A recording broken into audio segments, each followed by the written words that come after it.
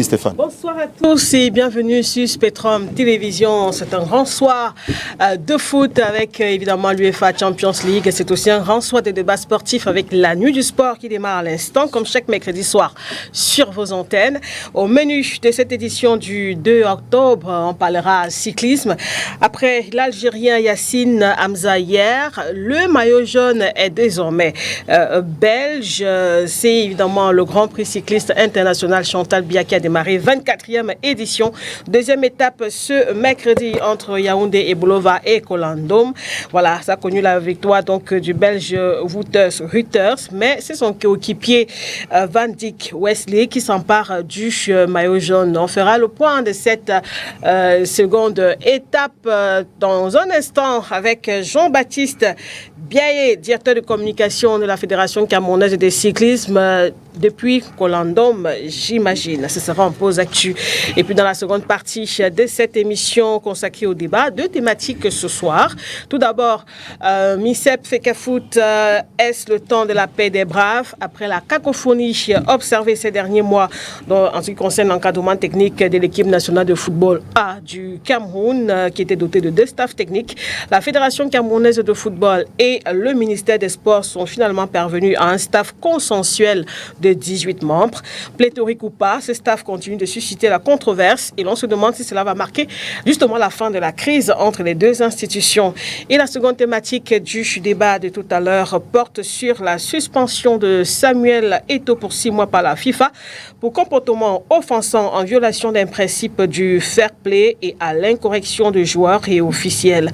Décision contestée évidemment par la Fédération camerounaise de football. On tentera de comprendre pourquoi. Nos invités ce soir, c'est avec beaucoup de plaisir que je reçois Georges Rim. Il est entre autres membre des socios de Canon de Yaoundé, entraîneur de football aussi. Georges, bonsoir. Bonsoir Lydie, bonsoir à tous les téléspectateurs. C'est un plaisir d'être une fois de plus convié à ce plateau, la Nuit des Sports.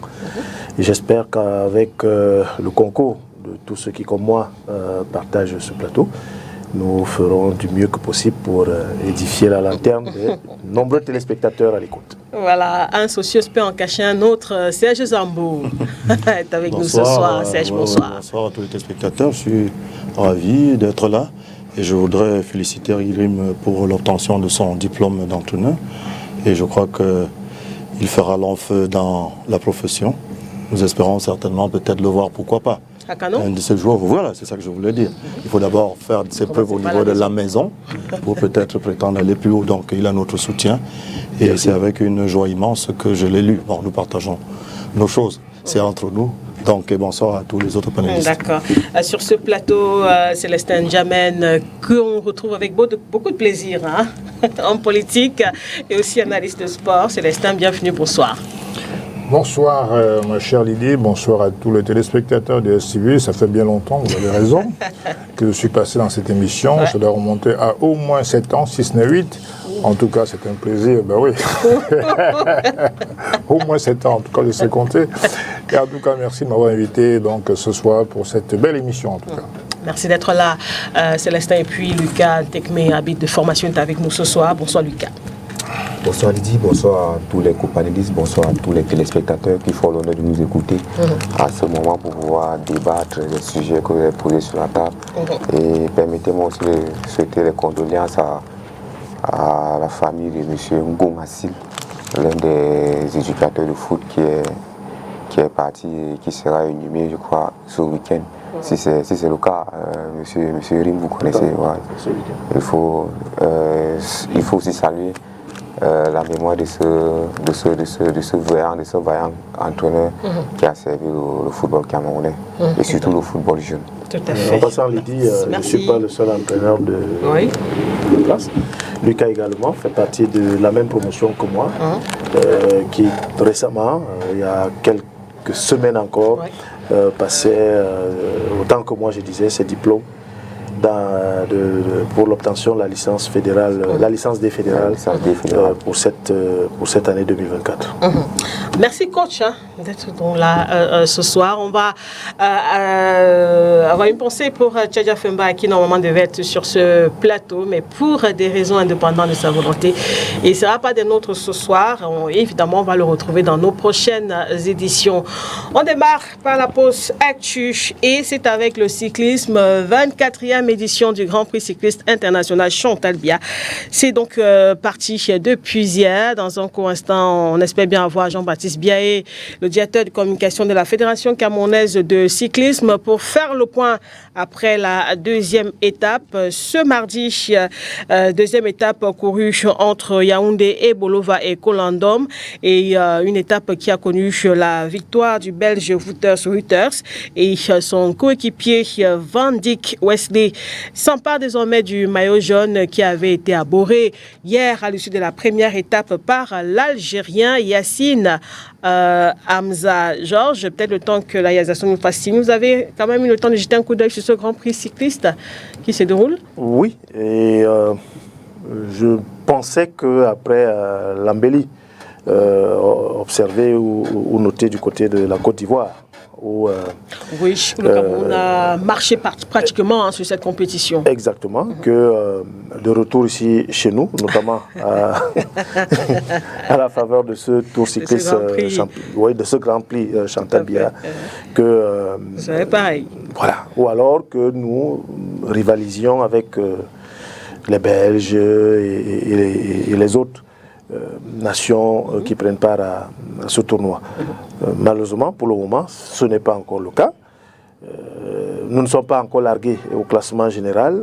J'espère que d'ici les prochaines étapes, que la team Cameroun à ce Grand Prix Chantal Biya se réveille et aille chercher notamment ce Belge, actuellement maillot jaune de ce Grand Prix-là. Je suis encore sur ma faim de ce que... Vous avez espoir que le Cameroun puisse quand même aller titiller le maillot jaune d'ici le 5, parce que la compétition s'achève ce week-end. Je le dis, pourquoi? Parce qu'on a démontré de très belles choses en Côte d'Ivoire, même si en Côte d'Ivoire, on peut relativiser un tout petit peu parce que la participation de certaines nations... Jean-Baptiste est avec nous justement. Jean-Baptiste Biaé, bonsoir. Bonsoir Lydie, bonsoir à tous vos téléspectateurs et vos participants. Alors, nous sommes en train de parler de ce Grand Prix cycliste international Chantal Biya JBB, Grand Prix qui a démarré hier. Aujourd'hui, c'était la deuxième étape et on a vu aussi un changement en ce qui concerne le maillot jaune désormais. Disons qu'à chaque fois qu'il y a une compétition comme celle-là, et qu'à la deuxième étape, il y a un changement de maillot jaune, cela dénote non seulement de la compétitivité de la compétition, si vous me permettez l'expression, mais également du fait que cette compétition-là est d'un niveau tout à fait élevé.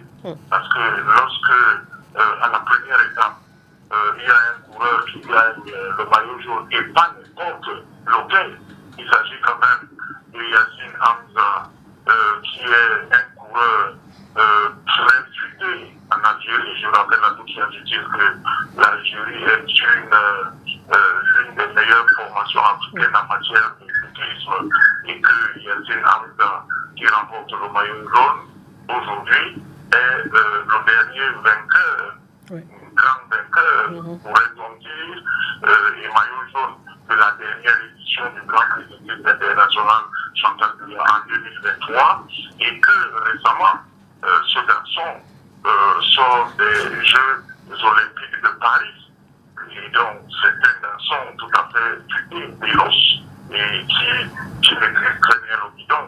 Et lorsque il réussit donc à porter le maillot jaune, et qu'à la deuxième étape, il est coiffé au poteau par quelqu'un d'autre, en l'occurrence quelqu'un qui vient de la Belgique, qui le talonnait et qui vient d'arracher le maillot jaune sur ses épaules à la deuxième étape.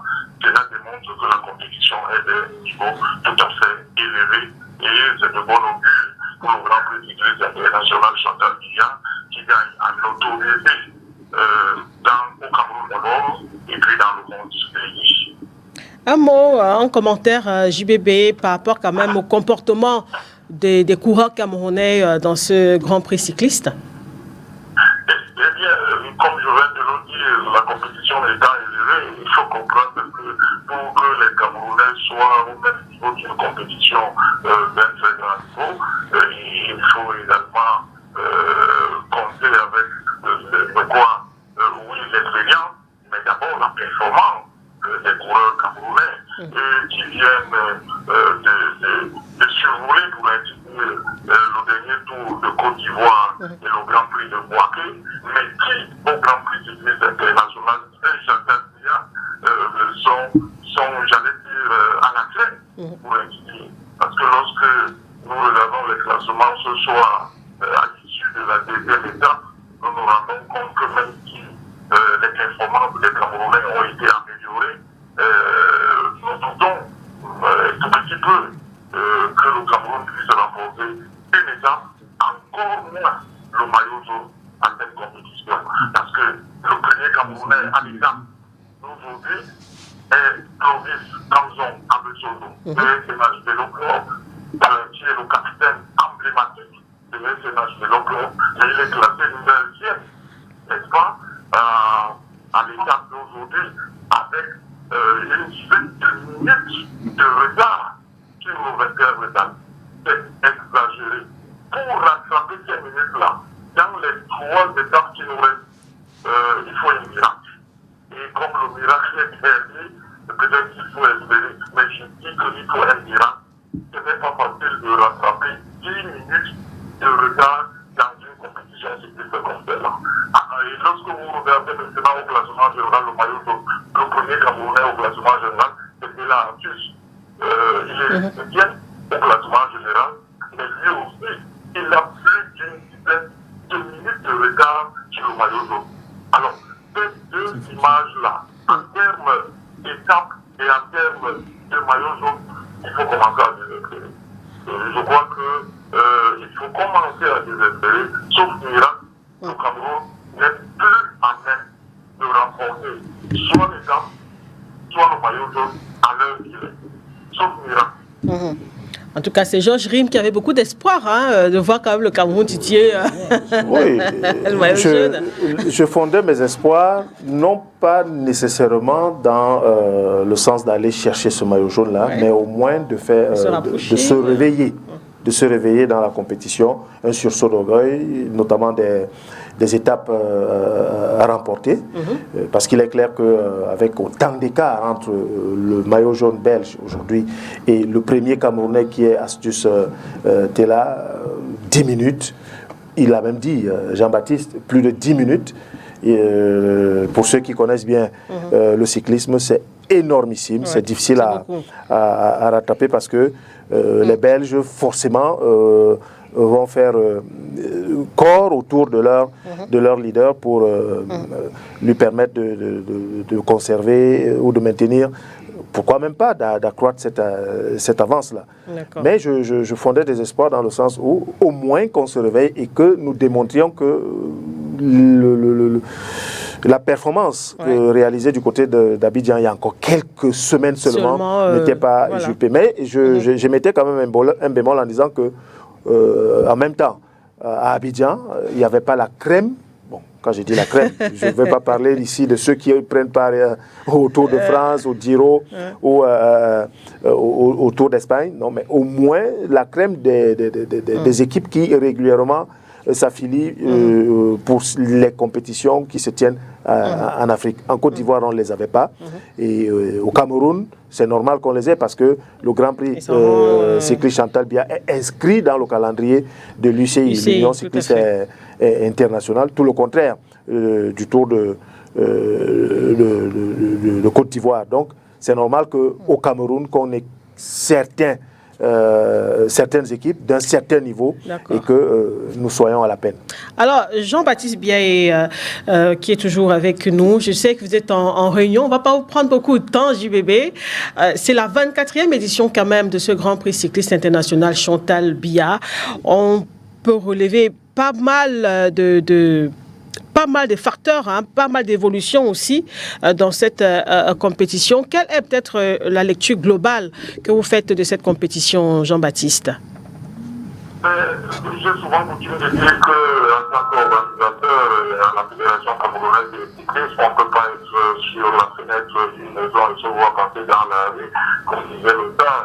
Mais comme vous voulez absolument que je donne un crédit par rapport à ça, je voudrais simplement dire que la Fédération camerounaise de cyclisme qui organise cette compétition en collaboration avec le ministère des Sports et de l'Éducation physique démontre un souhait que le Cameroun, malgré tout, est un grand pays qui organise des grandes compétitions sportives, y compris, n'est-ce pas, le Grand Prix international Chantal Biya. Je puis vous dire qu'à la Fédération camerounaise de cyclisme, les demandes de participation sont énormes. Les gens se bousculent aux fonctions lorsqu'il s'agit d'organiser cette compétition de tous les continents. Tout le monde veut venir courir, n'est-ce pas, au Grand Prix international Chantal Biya. Donc, moi, la notoriété que notre pays a pu gagner dans cette compétition, c'est très couru. Et aujourd'hui, on peut se satisfaire, en tout cas la fédération, la première, du fait que lorsque nous organisons une compétition comme celle-là, elle bénéficie non seulement des appuis des pouvoirs publics, naturellement, puisque ce sont les pouvoirs publics qui financent cette compétition, mais surtout avec l'apport inestimable calculé en plusieurs millions de francs CFA de M. le Président de la République, chef de l'État, chef des armées, qui a décidé de mettre à la disposition de l'organisation un hélicoptère de l'armée de l'air pour la retransmission en direct de l'événement sur la télévision nationale. L'hélicoptère que vous voyez partout, pour toutes les étapes, vous ne pouvez pas quantifier en termes de carburant par jour pendant plusieurs heures de retransmission en direct pour cet hélicoptère. Et vous comprenez que la fédération n'est pas capable de jouer un hélicoptère de l'armée, mettre le carburant et un équipage complet de l'armée de l'air pour pouvoir couvrir cet événement. C'est la magnanimité du chef de l'État, chef des armées, qui a répondu favorablement à la demande du président de la fédération camerounaise de cyclisme pour la mise à disposition de cet hélicoptère qui nous accompagne. Et on ne dira jamais assez merci à M. le Président de la République, chef de l'État, pour cette magnanimité, pour cet accord, cet très haut accord par rapport à cet appui-là dans la retransmission. Aujourd'hui, quoi qu'on dise, la plus-value que le Cameroun gagne dans cette affaire, c'est que le Cameroun a plusieurs compétitions internationales qui sont inscrites au calendrier de ce pays de l'Afrique. Il y a le Coupe du Cameroun, mais il y a également le Grand Prix Chantal Biya, sans oublier le Grand Prix d'Angola qui va se tenir au lendemain du Grand Prix international Chantal Biya. Et du coup, c'est un jour avec les mêmes acteurs et les mêmes cyclistes qui ont pris part au Grand Prix Chantal Biya. Ils vont faire le Grand Prix d'Angola le 6 octobre 2024. Compétition inscrite au calendrier international. Et même cette année, tous les championnats nationaux ont été inscrits au calendrier international. Il y a quelques années, nous avons organisé les U23. Ces compétitions-là étaient inscrites au calendrier international. Alors, de ce point de vue, le Cameroun est le seul pays en Afrique, je l'appelle, de nos pensées, à avoir plusieurs compétitions inscrites au calendrier international. Même ceux qui gagnent aujourd'hui des maillots jaunes, je veux prendre pour référentiel, même si comparaison n'est pas raison, l'Algérie qui a l'Algérie a une seule compétition de 2.2 comme le Cameroun qui a des compétitions de 2.2 inscrites au calendrier international. Mais l'Algérie organise des compétitions, une seule compétition qui est inscrite au calendrier international.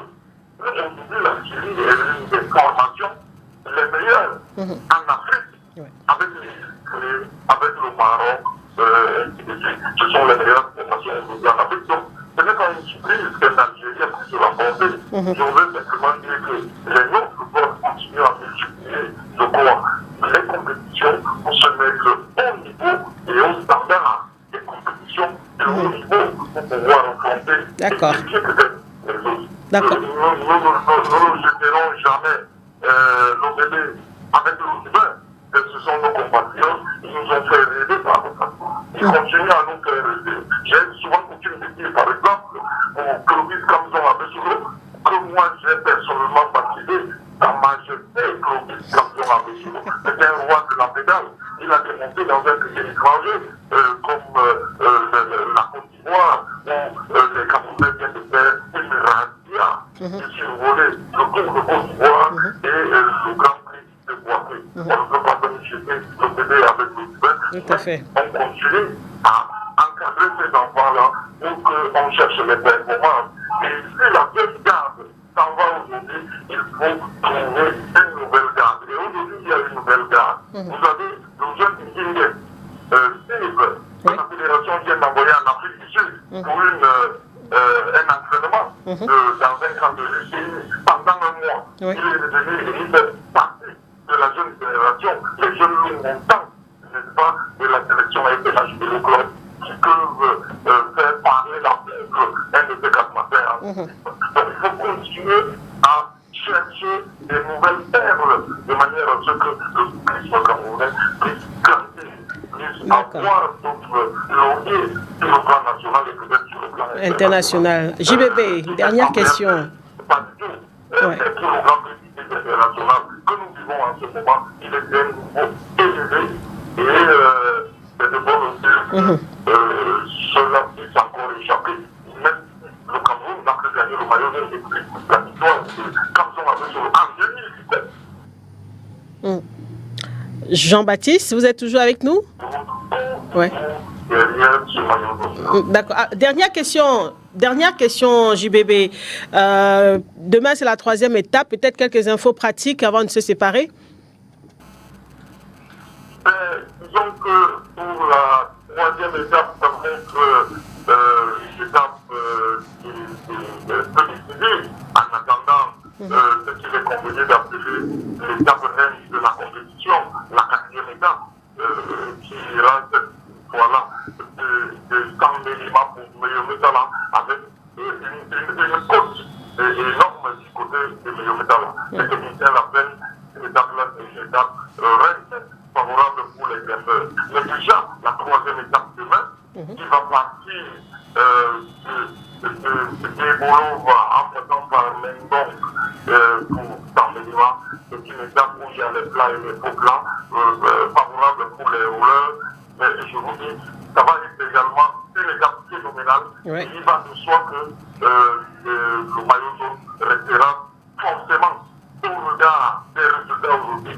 Le maillot jaune restera sur les épaules de l'Algérien Yassine Hamza, qui a émerveillé aujourd'hui les téléspectateurs. C'est un Belge qui était maillot jaune aujourd'hui. Plus de 50 km d'échappée.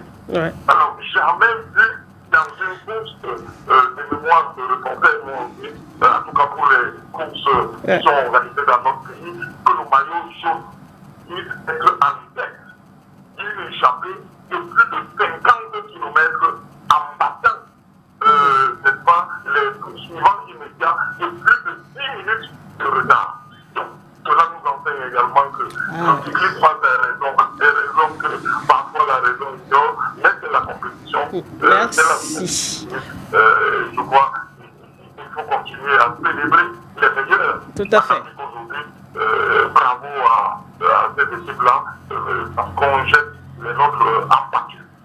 Merci beaucoup Jean-Baptiste Biaé pour cette intervention. Bonne continuation en ce qui concerne cette 24e édition du Grand Prix cycliste international Chantal Biya. On aura l'occasion de revenir forcément la semaine prochaine à faire le point de cette, par rapport à cette compétition qui se déroule évidemment ici au Cameroun. Peut-être un commentaire rapide, Serge. On l'a compris dans les déclarations de Jean-Baptiste. Bon, la team Cameroun peut oublier le maillot jaune. Oui, on a l'impression que dans les propos de Jean-Baptiste, c'est un peu défaitiste. Bon, mais maintenant, la question... Est-ce que les faits ne lui donnent pas raison? Les faits lui donnent raison, mais le problème que j'ai toujours...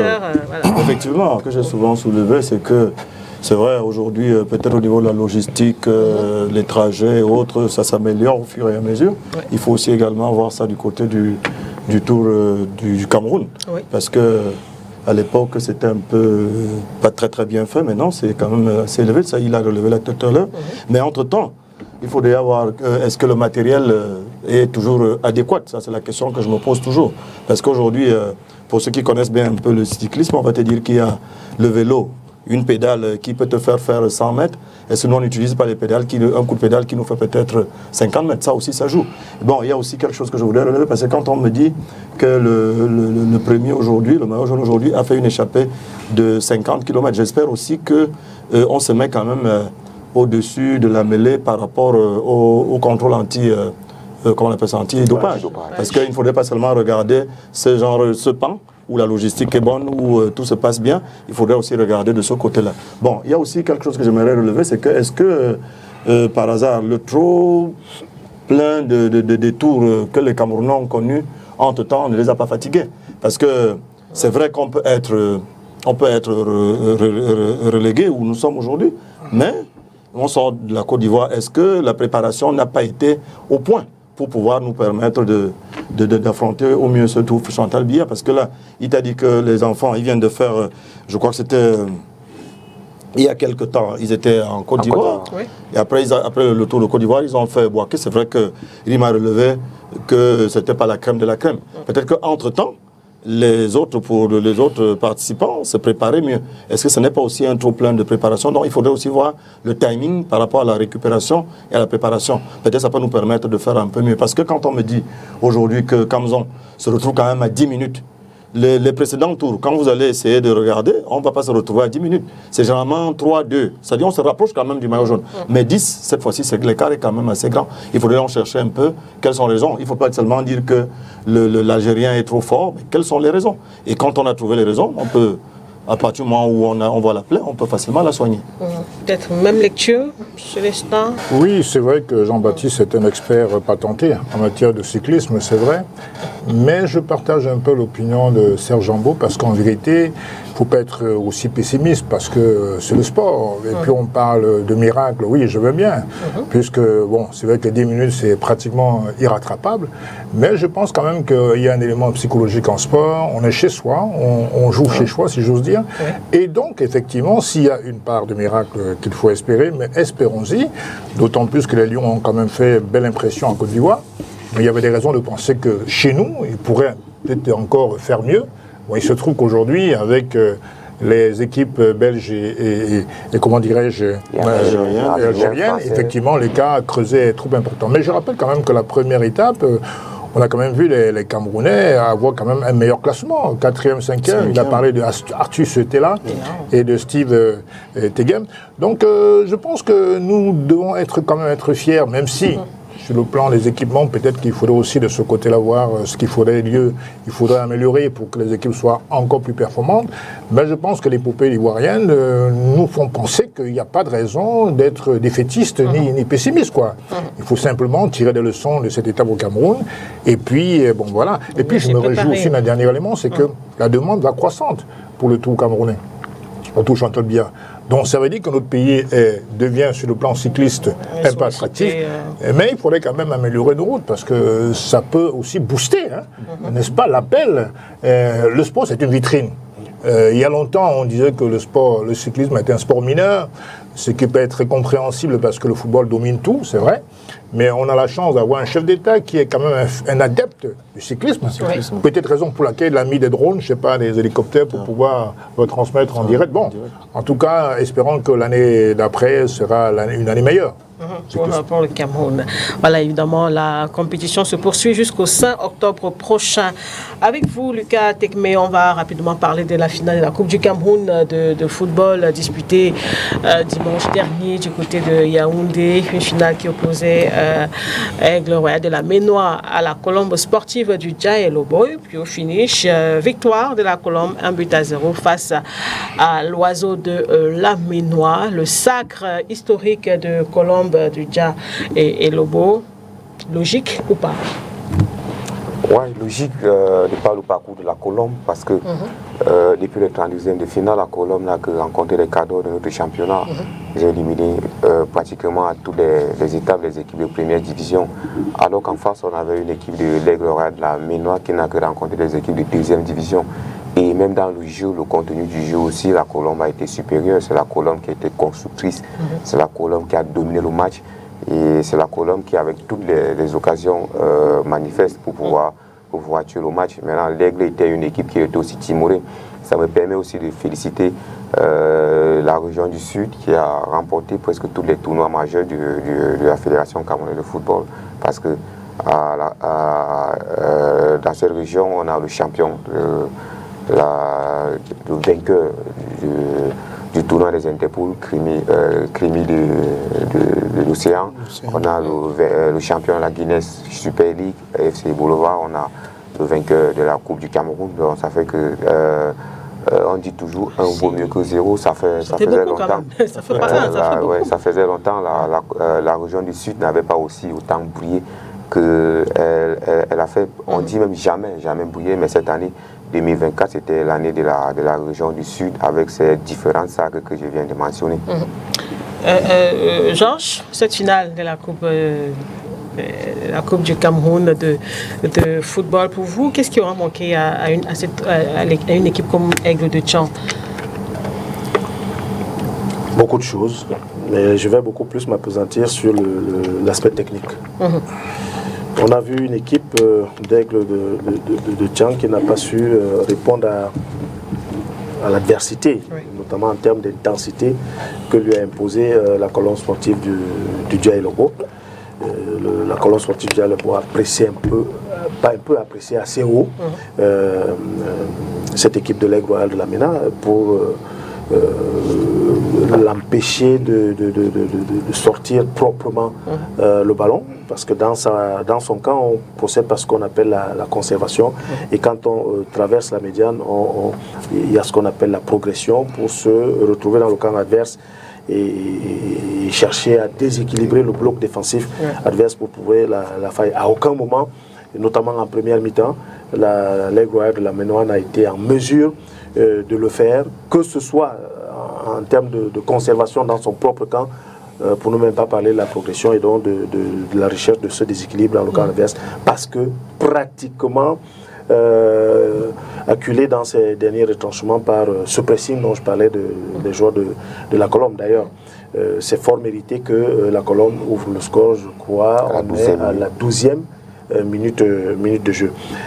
En seconde période, avec certainement le discours que le coach Gaston Tefak a tenu à ses joueurs, l'Aigle est revenu avec de bonnes, meilleures intentions qu'en première mi-temps, mais pêchait par précipitation, et donc du coup il lui arrivait de ne pas faire le bon choix, le bon geste qu'il faut pour mettre en difficulté la défense de la Colombe. C'est vrai qu'il y a eu quelques éclairs sur lesquels l'excellent portier de la Colombe, pour cette finale-là, le gardien fort, a dû se déployer, je crois, 2 ou 3 fois pour empêcher le ballon de terminer sa course dans les filets. Mais globalement, l'Aigle a eu ce problème-là, n'avoir pas su répondre aux défis, surtout physiques, que lui a imposé la Colombe sportive du Dialogue.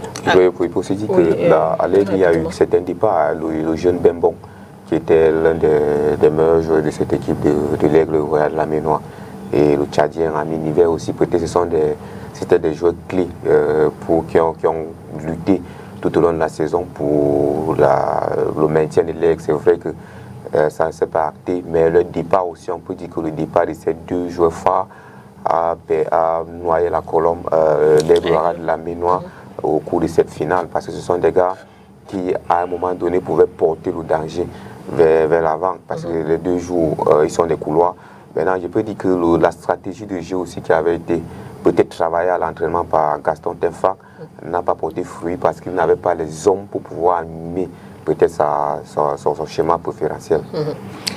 Serge Zambo, vous avez assisté à cette finale dimanche dernier du côté de Yaoundé, forcément en belle ambiance. Est-ce que la rencontre a quand même comblé vos attentes? Oui, déjà, il faut rentrer à l'extérieur avant de rentrer même sur le stade.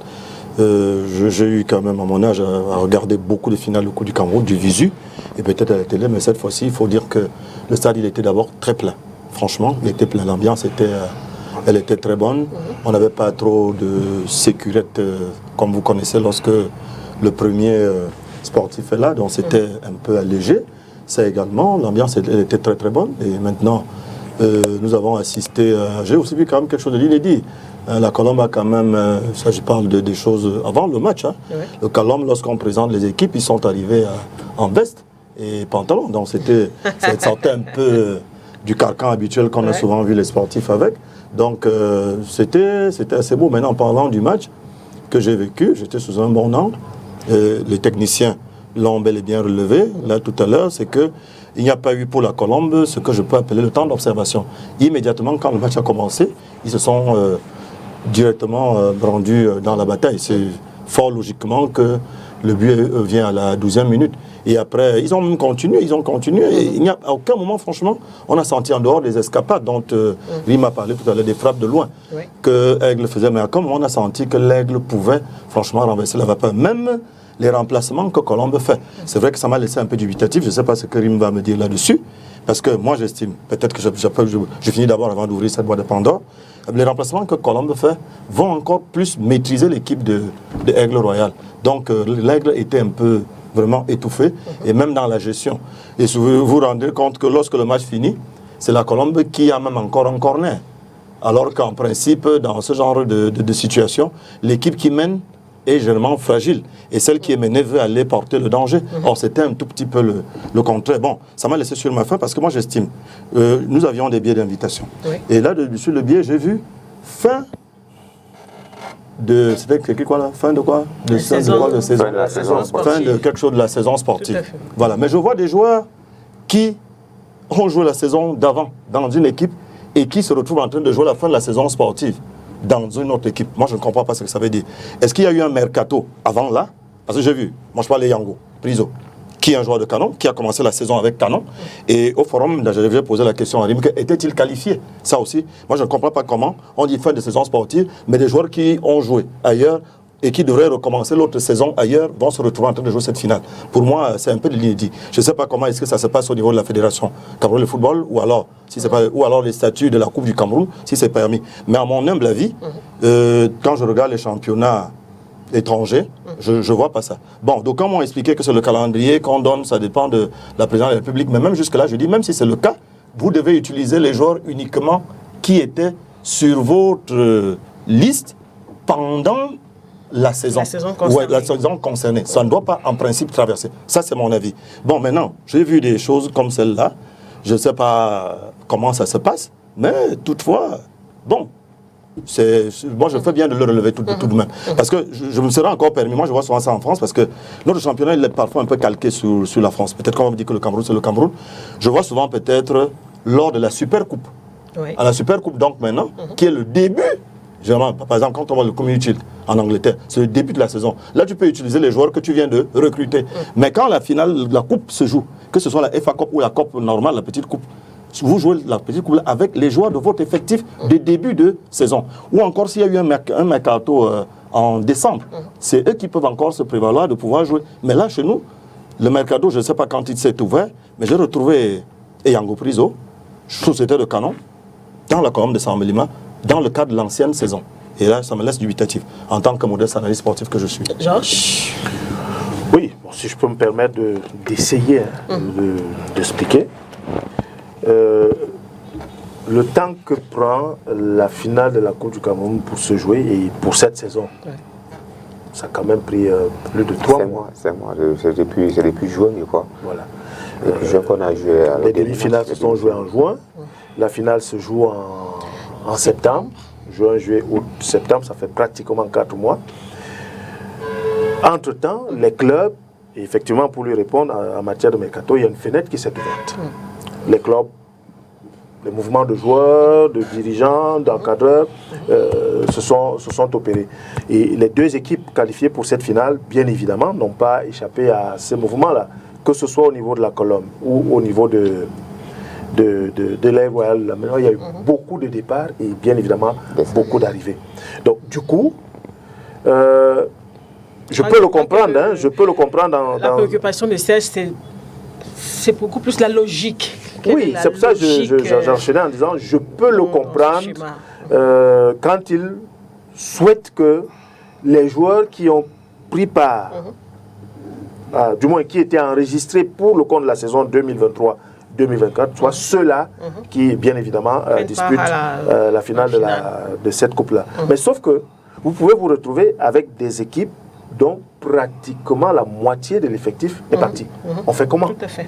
Et disons-nous une chose, ce n'est pas tous les joueurs enregistrés pour le compte d'une même saison qui sont éligibles ou alors qualifiés pour disputer la Coupe du Cameroun. Du moins, je vais dire ceci, il y a des noms qu'on envoie pour une compétition. Alors, si vous vous retrouvez au moment où la finale de la Coupe du Cameroun doit se jouer avec un effectif très très réduit, il est clair que vous êtes pénalisé. Donc, c'est cette particularité camerounaise, bien évidemment, il faut à la fin de saison, il faut le dire ainsi, qui fait que, comme la Coupe du Cameroun prend généralement du temps, beaucoup de temps à se jouer, il y a une fenêtre qui s'ouvre pour le mercato, pour les mouvements de joueurs. Et une fois que vous les avez enrôlés, ils doivent jouer. Parce qu'il faut le dire, au moment où cette finale se tient, en principe, on devrait déjà avoir débuté la nouvelle saison, c'est-à-dire la saison 2024-2025. Sauf que c'est aussi un problème que doit résoudre la fédération. Parce que vous prenez le cas d'un joueur qui a été éliminé durant les 16e de finale et des joueurs qui ont qualifié l'équipe pour la finale. Et celui qui n'a pas joué, qui n'a pas subi tout le parcours avec une équipe vient se retrouver en finale et jouer cette finale. Maintenant, je suis d'accord avec Georges Rim qui, sur un plateau, disait qu'il faudrait qu'il y ait la fédération et la présidente doivent s'entendre pour donner des délais. Peut-être ça peut être sur 2 semaines après avoir joué les demi-finales. Oui, c'est pas nouveau. Oui, on peut s'attendre à ce qu'on puisse être éliminé et qu'on aille prendre 11 nouveaux joueurs de Coton Sport pour venir jouer une finale. Oui, ce sont les chantiers sur lesquels tous les exécutifs de la Fédération camerounaise de football doivent s'y atteler. Pour le résoudre, parce que imaginez quand vous regardez le même match, les mêmes équipes étaient dans la même sous-poule et le début Colombe est la première équipe sur qui l'Aigle Royal, la Ménois, a eu ses premiers 3 points durant le championnat. Et elle est sur 2 matchs joués pendant la saison, l'Aigle a eu 4 points. Vous comprendrez que si tous les joueurs de l'Aigle Royal, la Ménois, et tous les joueurs de la Colombe étaient affrontés encore pour cette finale, l'Aigle Royal, la Ménois l'emporterait peut-être. Donc avec ce format-là, c'était difficile parce que Gaston Tenfara a eu la possibilité d'avoir certains joueurs qui n'ont pas eu à mouler durant toute la semaine, durant toute la saison. Maintenant, en face aussi, il n'y a pas eu trop de départs parce que il n'y a que, je crois, Yannick Noah qui est de la Colombe qui est parti pour la Belgique ou pour la Suisse, alors que à l'Aigle Royal, la Ménois, il y a plusieurs départs. Il y a eu plusieurs départs et plusieurs arrivées. Et sur le coup, Gaston Tenfara n'a pas eu le temps de pouvoir mettre en place sa stratégie de jeu pour pouvoir bien diriger cette finale. Alors, en commentaire, Célestin Djamène, Colombe sacré à l'issue de cette finale. Pour vous, c'était champion. C'est vrai que moi, je me réjouis déjà de la victoire de Colombe, qui a été un club presque centenaire pour la première fois, première participation. Donc, c'est un événement pour le Sud à saluer. Je suis très ravi. Il faudrait peut-être d'ailleurs que dans les différentes Coupes du Cameroun, beaucoup de régions comme ça soient auréolées, n'est-ce pas, de victoires de leur club. Cela dit, sur la question tout à l'heure entre Serge Jambeau et Georges Rim, c'est vrai que pour la date, le délai de la Coupe du Cameroun, c'est vrai qu'en même temps, le débat n'est pas de savoir pourquoi cette incongruité entre la fin du championnat, les demi-finales et la Coupe du Cameroun.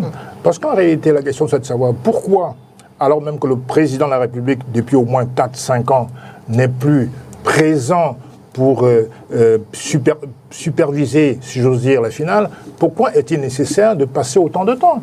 Le Premier ministre, depuis 3-4 ans, préside les cérémonies de clôture de la saison, donc il n'y a pas de raison particulière que vraiment il y ait autant de retard, d'autant plus que l'impact sur la compétition africaine est tout à fait important. Voilà.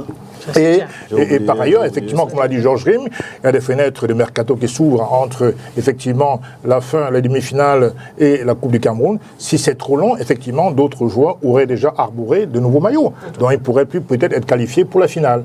Bon, maintenant, sur le jeu, je pense qu'on a vécu 2 mi-temps d'intensité différentes. La première était beaucoup plus déséquilibrée parce qu'en vérité, Colombe a vraiment produit du jeu, tandis que Aigle, il y a eu beaucoup de déchets techniques. Hein. L'Aigle, le Royal de la Ménois, parce qu'il y avait des transversales un peu plus approximatives, des problèmes de maîtrise technique, et donc ça leur a coûté, effectivement, à la 9e minute, Boris Ekoto a mis le but. Mais je pense que quand on voit la seconde mi-temps, effectivement, c'était beaucoup plus équilibré. Hein? Bon, évidemment, la défense du Colombe était beaucoup plus solide, donc ils ont pu résister. Mais on s'est rendu compte qu'à la fin du match, Aigle est devenu beaucoup plus agressif. Malheureusement, un match dure 90 minutes, donc on ne pouvait pas espérer aller au-delà. Mais je pense que c'est une finale globalement, on va dire, positive, acceptable, parce qu'en vérité, le jeu s'est vraiment développé en seconde mi-temps. Bon, voilà, maintenant, il faut savoir que les compétitions africaines arrivent, il va falloir que la mentalité change en termes de calendrier, parce qu'en vérité, il faut nous expliquer pourquoi c'est si difficile que ça, comme je l'ai dit tout à l'heure, de permettre à nos joueurs, nos équipes, de s'apprêter pour les compétitions en temps utile, n'est-ce pas, africaines. Il n'y a pas de raison. Le DCC, je ne sais pas comment expliquer ça, mais quand c'était le président, bon, son calendrier est très chargé, on peut le comprendre. Il y a des raisons politiques très très profondes. C'est le chef de l'État, il incarne la nation. Mais un Premier ministre, je veux dire, qui peut être délégué, ou même en dehors de lui, le président de l'Assemblée, du Sénat, peut parfaitement aller représenter le chef de l'État. Il n'y a donc pas de raison rationnelle de faire retarder, avec toutes ces conséquences, la date de la finale de la Coupe du Cameroun. Voilà, donc il faut changer les choses. C'est d'autant plus que, Lydie, avec ta permission, c'est pas pour hisser au même niveau que la fête de l'unité nationale, la Coupe du Cameroun. Non, c'est pas ce que je veux dire. Mais en dehors de la fête de l'unité nationale, l'autre événement qui mobilise pratiquement toute la République, c'est la Coupe du Cameroun, la finale de la Coupe du Cameroun. Tout à fait. Pratiquement toute la République. De la même manière que le 20 mai, avec toute la parade sur le boulevard du 20 mai, c'est la Coupe du Cameroun qui, la finale bien entendu, qui mobilise pratiquement toute la République.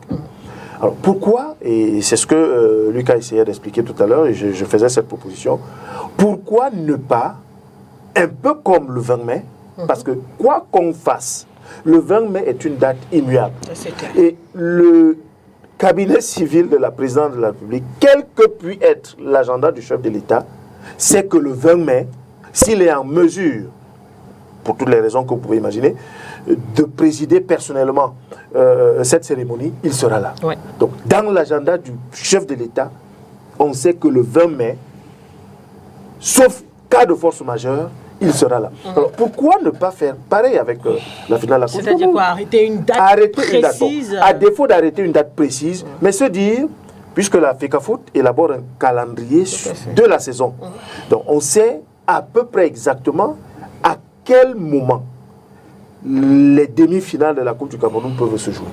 Et donc, on se dit, on se donne un délai de 2 semaines, maxi, 2 semaines, ou alors, si on veut, un mois même, pourquoi pas. On se donne un délai d'1 mois, dans l'intervalle duquel on peut jouer la finale de la Coupe du Cameroun. Et bien évidemment, conserver ou alors réserver ce privilège ou cette prérogative à la direction du cabinet civil de la présidente de la République pour que dans cet intervalle d'1 mois-là, qu'il fixe une date pour... mais Georges, il n'y a pas besoin de c'est pas compliqué. Il n'y a pas besoin de complications, puisqu'il suffit tout simplement de regarder ce qui se passe dans d'autres pays, Sénégal, France. Le cabinet civil n'a rien à voir avec le calendrier d'une finale. Ah, on est au Cameroun. On est au Cameroun, mais on peut tirer le meilleur. On peut tirer... Je suis d'accord avec toi, mais je dis, puisque nous voulons nécessairement avoir nos particularités à nous, on fait comme ça. Il y a beaucoup plus simple. Il n'a pas de honte de tirer ce qui se fait fait mieux ailleurs. Il n'y a pas de honte, puisque les gens aussi s'inspirent de nous. On est quand même le continent, donc on peut inspirer d'autres pays. Bon, maintenant, ce que je veux dire, c'est que on peut parfaitement dire ceci. La finale de la Coupe du Cameroun, le calendrier sera fixé par la FECAFOOT. Oui. Par exemple, ils maîtrisent mieux les enjeux, le terrain, il y a un calendrier qui est publié 1 an à l'avance, c'est simple. D'autant plus que maintenant, le président de la République actuelle ne s'intéresse plus beaucoup à sa présence pendant la finale. Donc vraiment, ce n'est plus utile d'invoquer des raisons politiques, quoi, je veux dire. Donc la FECAFOOT peut élaborer un championnat, c'est très simple, on sait que, voilà, tel jour, à telle heure, il y aura pas d'ingérence politique, il y aura la finale de la Coupe du Cameroun. Il faut quand même, c'est quand même la fin, la clôture de la saison d'une année. Et pourquoi le soumettre à des comment dirais-je, des intempéries politiques? Ça n'a pas de sens. Laissons la FECAFOOT gérer tout ça. Je pense qu'ils sont capables de le faire.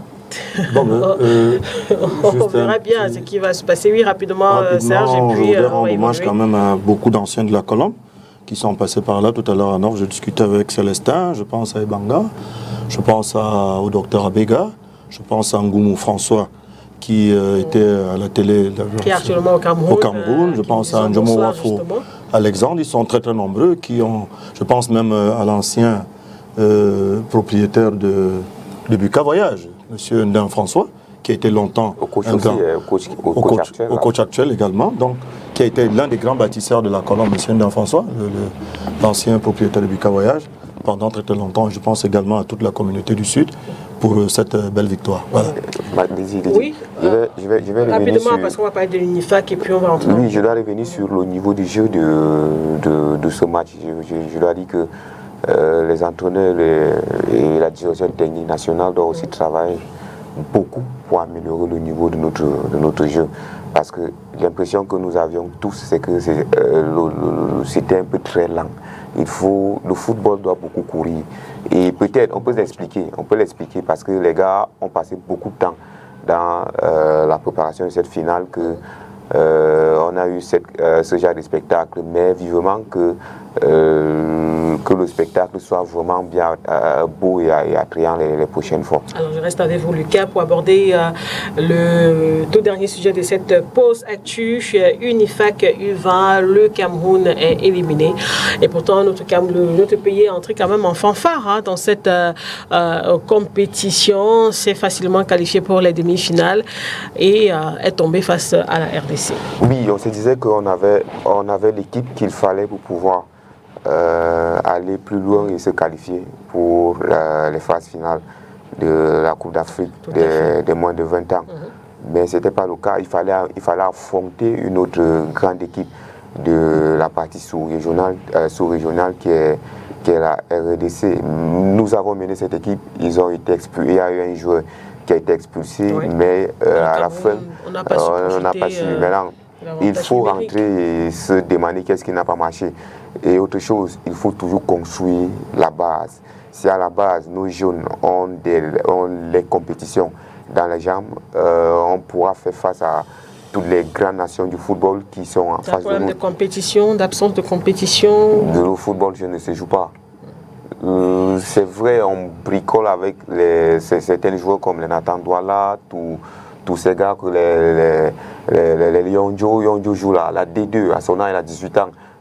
À ce moment-là, on est en train de jouer peut-être les U19 ou les U quelque chose pour pouvoir être performant. Et quand vous regardez le championnat de D2, les Macon qui sont à Dauphine, ils ont pratiquement la D2 régionale dans le littoral, c'est Maxi. 16 matchs, lui c'est 14 matchs, ils ont joué un match de barrage, ça fait 15 matchs. Est-ce qu'on peut évaluer quelqu'un qui va aller représenter valablement le Cameroun avec 15 matchs? C'est pas possible. Bon, si on organise véritablement le football jeune, on aura les gars compétitifs. Maintenant, on a aussi des gars qu'on a laissés, comme les Benbon, les Zabo, des As qui ont pratiquement joué toute la saison avec le club. On y parlait tout à l'heure de Benbon avec l'Aigle Royal de la Ménois qui a été à un moment donné 50% ou 45% de cette équipe de l'Aigle a joué tous les matchs. Mais ce sont des gars, bon, l'entraîneur sait pourquoi. On dit toujours qu'aucune liste ne fait l'unanimité. Mais vraiment, il faut qu'on organise véritablement notre football jeune. Alors c'est peut-être ça qui peut expliquer cette élimination du Cameroun dans cette compétition, Georges, l'absence d'une véritable compétition, d'une véritable organisation du foot jeune. Non. Permettez que je sois vous êtes péremptoire. On fait une entame de compétition en écrasant la RCA, 4-0. On affronte un adversaire, on va dire, d'un niveau un peu plus relevé que celui de la RCA, même si la RCA a battu le Gabon dans le cadre de cette même compétition, 3-1. On affronte la RDC en demi-finale, parce qu'il faut le dire, dans notre poule, en l'absence du Tchad qui avait déclaré forfait, nous n'avons que 3 équipes, le Cameroun, la RCA et le Gabon. Donc avec 2 victoires, nous étions qualifiés pour les demi-finales, ce qui nous a donné le droit, si je puis le dire ainsi, d'affronter la RDC. Certes, la RDC a ouvert le score, mais nous n'avons pas longtemps tergiversé. Nous sommes revenus à l'armac avec ce penalty obtenu par Djibril Harouna sur cette magnifique ouverture de Ajoa, le pensionnaire de l'EFBC, et penalty transformé par son camarade, si je puis le dire ainsi, de l'EFBC, Angel Yonjo. Et il y a eu ce carton rouge dans la foulée des Congolais. Et puis on dispute cette première partie, cette première mi-temps, vraiment où on est très au-dessus des Congolais. Il a manqué de peu pour que nous marquions un deuxième, un troisième et pourquoi pas un quatrième but. Malheureusement, la réussite nous a fait défaut. Moi, je pense que nous perdons ce match parce que j'ai le sentiment que à la mi-temps, l'entraîneur ou le collectif des entraîneurs de ce côté, notamment le coach principal Kemoué et son adjoint Pius Ndiefi, se sont dit qu'en supériorité numérique, il fallait revoir l'organisation sur le plan tactique de cette équipe. La preuve, c'est que nous revenons de la pause et tout de suite, dans la foulée, nous procédons à 2 remplacements. Permettez-moi de vous le dire, là où je regardais le match, j'ai demandé, mais qu'est-ce qui pressait? Nous avons fini une première mi-temps avec un certain ascendant, que ce soit dans le jeu et même psychologique sur les Congolais. Qu'est-ce qui pressait pour que, tout de suite à la reprise, là, qu'on procède à ces 2 remplacements? Généralement, c'est l'équipe en infériorité numérique qui est sous pression. Sous pression de modifier un certain nombre de choses pour, à défaut d'aller chercher l'adversaire, mais pour densifier son équipe et jouer beaucoup plus en bloc bas. Les Congolais, ils n'ont pas procédé au remplacement alors que c'est eux qui jouent à l'infériorité numérique. Nous qui étions en supériorité numérique et qui, comme je viens de le dire, avons terminé la première mi-temps vraiment en trompe, c'est nous qui sommes en train de procéder au remplacement, donc c'est nous qui sommes. Nous nous mettons seuls sous pression. La preuve, c'est que ça désorganisait un tout petit peu l'animation de cette équipe. Je l'ai dit tout à l'heure, Ajoa, qui, en l'absence de Wilfried Nathan Douala, était positionné un peu plus haut en première mi-temps. Et nous avons vu comment, avec sa vista, sa qualité technique, il réussissait à fluidifier le jeu de cette équipe. En seconde mi-temps, avec les remplacements qu'on a fait, on l'a repositionné un peu plus bas. Et dans l'entrejeu, curieusement, les Congolais qui étaient en infériorité numérique se sont retrouvés en supériorité numérique là, au milieu du terrain, puisque nous n'avions plus que 2 joueurs dans ce compartiment, dans ce secteur de jeu. Comme je l'ai dit tout à l'heure, nous n'avons pas reconnu les Lions, les Lionceaux de la première mi-temps. C'est vrai que nous avions la possession, mais une possession vraiment stérile. On a été moins dangereux en seconde période qu'en première, que nous le fûmes en première période.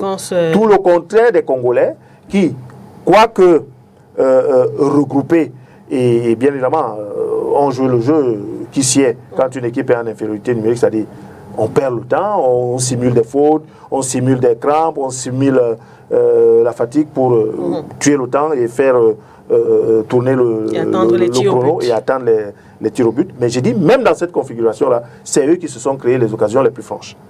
les occasions les plus franches, parce que chaque fois qu'il réussissait à se retrouver dans le camp adverse, donc dans le camp camerounais, il nous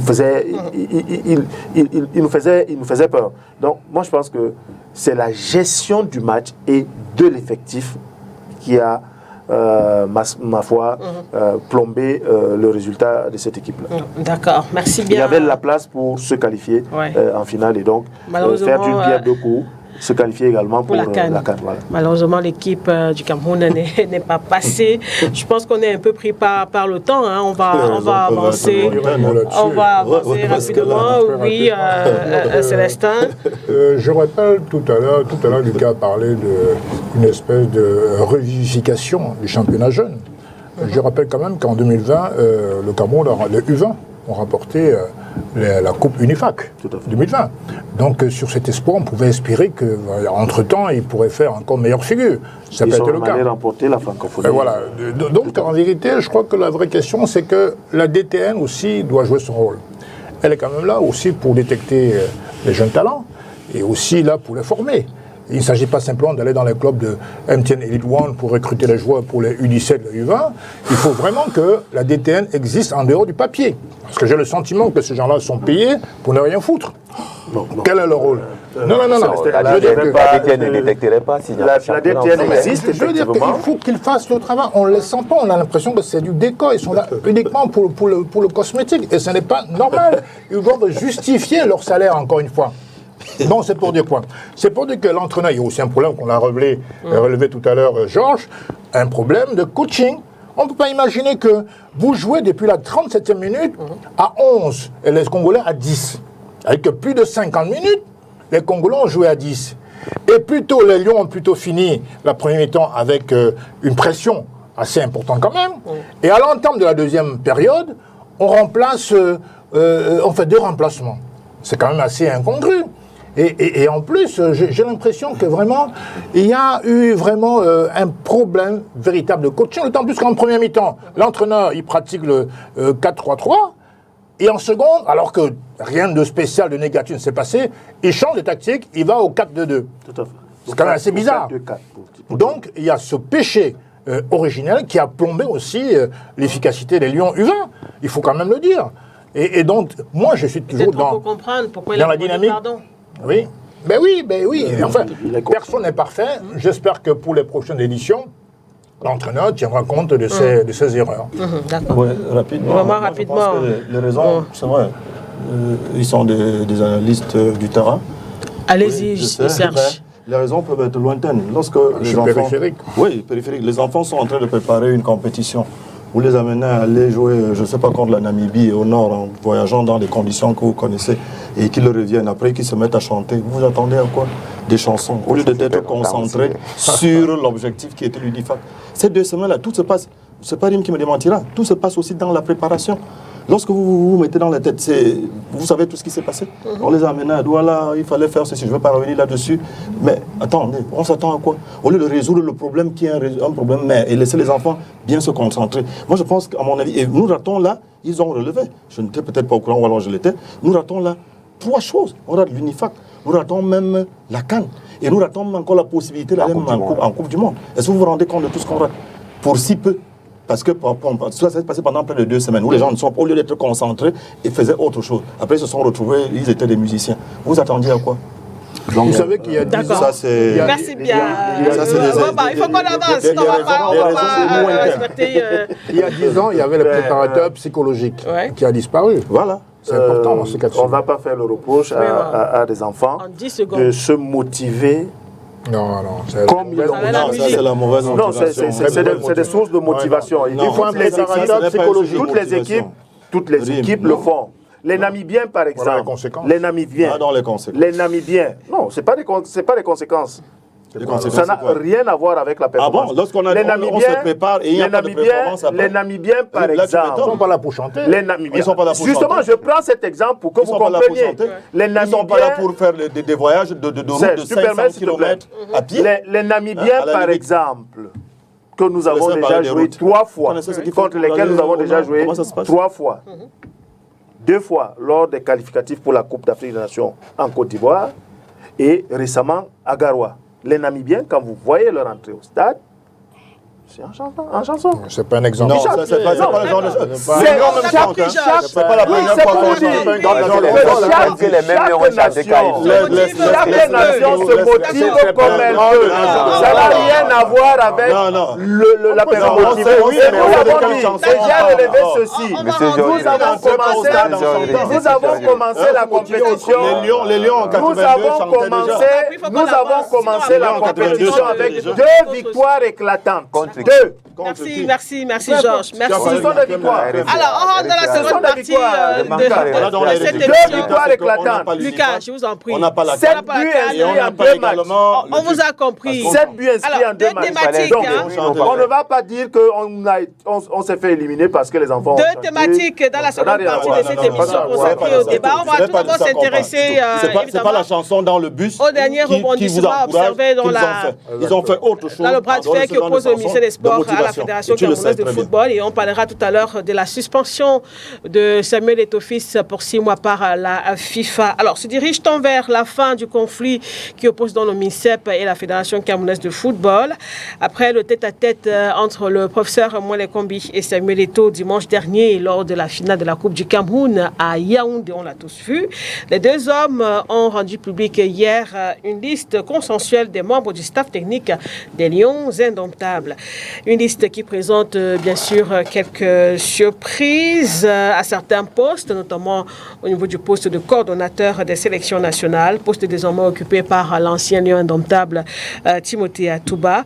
Olivier Bouzigueux revient ici sur les derniers rebondissements de cette affaire ainsi que sur l'identité des membres de cette liste consensuelle.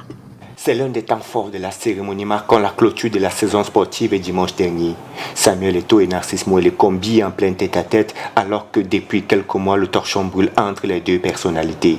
Si rien n'a filtré sur le contenu de leur échange, la suite des événements suggère la négociation d'un accord de paix. L'enjeu étant l'instauration d'un climat harmonieux entre la FECAFOOT et le ministère des Sports dans le cadre de la gestion des équipes nationales malgré le désamour de longue date entre les 2 dirigeants.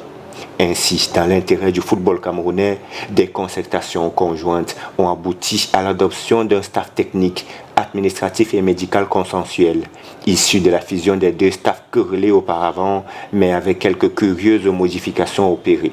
Marc Brice garde son poste ainsi que ses assistants Joachim Mounonga et Giannis Silouris, analystes vidéo. Superviseur analyste François Omambiik et Achou Cyprien Bessonk, précédemment entraîneur adjoint numéro 1 et 2 nommés par le MINSEP. Ces 2 postes sont désormais confiés aux techniciens recrutés par la FECAFOOT, notamment Martin Tungoupilé et David Pagou. Pour entraîner les gardiens de but, Idriss Carlos Kameni et Aliou Mbouka ont tous 2 été désignés, certainement au regard de leur histoire avec la tanière et leur expérience. Le docteur Patrick Joël Foto sera le médecin de l'équipe au détriment du professeur William Gatchou, nommé par le staff du MINSEP. La FECAFOOT remporte également les postes de team press officer confiés à Thierry Ndo, team manager à Nicolas Alnoudi, kinésithérapeute Haché Awa Daniel et Kalegem Fomekon. Pierre Ebolo Abada de la FECAFOOT est également reconduit à son poste d'agent de liaison, tout comme Serge Pincy comme coordonnateur adjoint. En revanche, ni Benjamin Didier Banlock en froid avec Samuel Eto'o, ni Benoît Angwa n'a été nommé coordonnateur. Un autre ancien Lion, Timothée Atouba, est le profil neutre unanimement retenu pour trancher la bataille de contrôle de ce poste sensible. Soit au total 18 personnes nommées dans le staff consensuel. Même si certains analystes jugent l'effectif pléthorique, il y a le climat de collaboration qui demeure un challenge majeur. Le prochain regroupement en vue du match face au Kenya donnera le temps. Que pour ce reportage. Alors Serge Zambo, qu'est-ce que vous avez pensé lorsque vous avez justement pris connaissance de la publication de cette liste consensuelle en rapport avec le staff technique des Lions indomptables, 18 membres maintenant? Oui, bon, disons, la première chose qu'on doit dire ici, c'est que c'est ce que nous avons souhaité.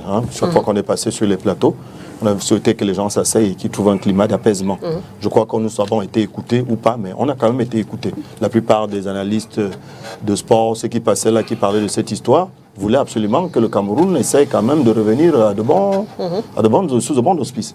Donc maintenant, là j'ai été un peu surpris, c'est vrai que j'étais au stade et de dos, j'ai vu le président de la Fédération Cameroun de football, le MINSEP, échanger. Et les échanges étaient un peu plus poussifs. C'était pas des échanges d'une seconde ou de 2 secondes, mais on a senti que quelque chose meilleur. Au stade, il y avait aussi également un écran. Un écran qui nous permettait de les voir en face. Et là, quand même, on essayait de voir qu'il y a des choses qui se disent.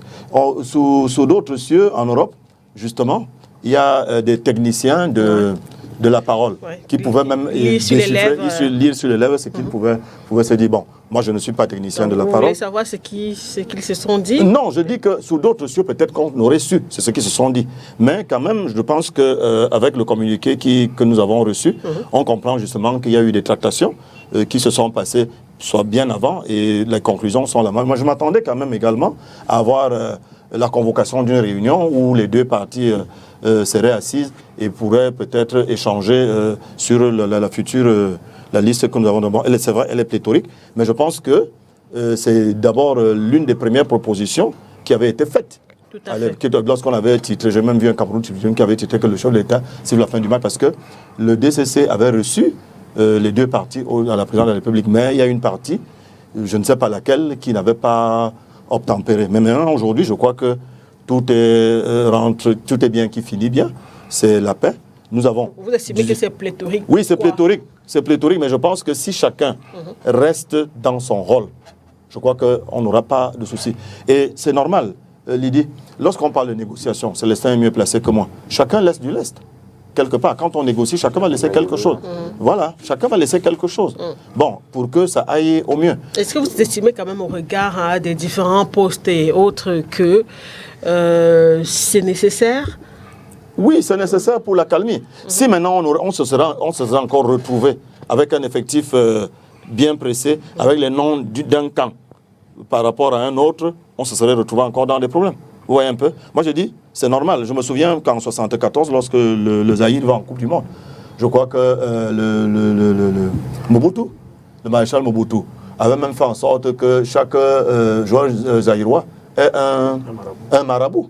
Donc s'ils étaient 23, il y avait 23 marabouts, donc chacun avait son marabout qui travaillait pour lui. Donc ce n'est pas pléthorique. Si nous on a 18 aujourd'hui et que chacun reste dans son rôle. Maintenant la question que je me pose, peut-être que c'est Rim qui m'en dira un peu plus, est-ce que dans cette liste que je vois, quand je vois, est-ce que c'est hiérarchique? Est-ce que Marc Brice, Moununga, ainsi de suite, est-ce que c'est hiérarchique? Si c'est donc hiérarchique, ça veut donc dire que c'est Marc Brice le patron, Joachim Moununga suit, Janus suit, François Mambig va suivre, et ainsi de suite. Ça veut dire que chacun doit rester, si c'est hiérarchique, mais les postes ne sont pas libellés de la même façon aussi. Je ne sais pas, mais pourquoi avoir mis ça de cette façon aussi? Il faut qu'on soit quand même précis. Pourquoi avoir mis ça de cette façon aussi? On a un ordre d'importance hiérarchique. Je ne sais pas si c'est... Je viens de dire, Celsin, que je ne sais pas si c'est hiérarchique. Mais je dis que si ce n'est pas hiérarchique et que chacun a son rôle et qu'on ne se bouscule pas, on ne se frotte pas dans les rôles, je pense que ça peut forcément marcher. Ça peut même être... Oui. Moi, je pense que je suis naturellement, comme tout Camerounais, pour la calmie, pour la paix, parce qu'en vérité, l'enjeu majeur, c'est que les Lions retrouvent la sérénité. On sait bien que les querelles, les conflits, les guéguerres entre les différents camps peuvent avoir des impacts très négatifs sur la performance des joueurs. Donc on est tout à fait d'accord qu'il faut de la calme, c'est clair. Maintenant, je ne suis pas tout à fait certain que dans ce cadre-là, que le consensus de la liste soit quelque chose de nécessaire. Pourquoi? Parce que le football, au Cameroun ou ailleurs, est régi par des textes et des règlements. Le président de la République ne devrait pas se mêler de la liste des joueurs, du staff technique. Les textes sont extrêmement clairs. On sait qui nomme qui. On sait qui devrait recruter qui. Là, on est en train un peu de jouer au pompier pyromane, surtout avec cet entraîneur.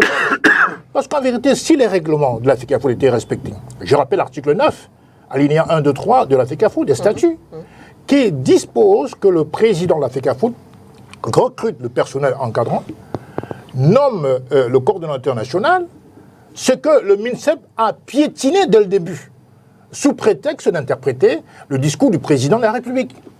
Il a carrément mis de côté la FECAFOOT, ce qui est tout à fait anormal. Donc je crois que la paix, je veux bien, mais il faudrait que demain, si les gens ne respectent pas cette liste, et qu'on en soit obligé de revenir à la loi. Dans tout domaine où la loi existe, allons appliquer les lois. Si elles sont mauvaises, qu'on les rectifie. Voilà, il y a la convention il y a deux textes fondamentaux. Il y a la convention de 2015, il y a avant le décret présidentiel de 2014. De 2014, le temps des ans, où la fédération les textes donnent à la FECAFOOT les prérogatives établies. D'où vient-il que on en soit arrivé à un consensus de quoi, alors qu'il y a des textes? Donc on met le voile sur les textes. Pas du tout d'accord pour ce consensus. Je pense qu'il ne faut pas jouer, avec le danger. On dit souvent que quand vous ne maîtrisez pas la direction du vent, évitez de jouer avec le piment en poudre. Ça peut vous retourner à la figure. Hein? Respectons les règlements. C'est ce à quoi se tient Samuel Eto'o depuis très longtemps. Et il y a des textes, qu'on les applique. Alors, Marc Brice, dans tout ça, il n'a même pas de contrat en plus. Parce que je regrette.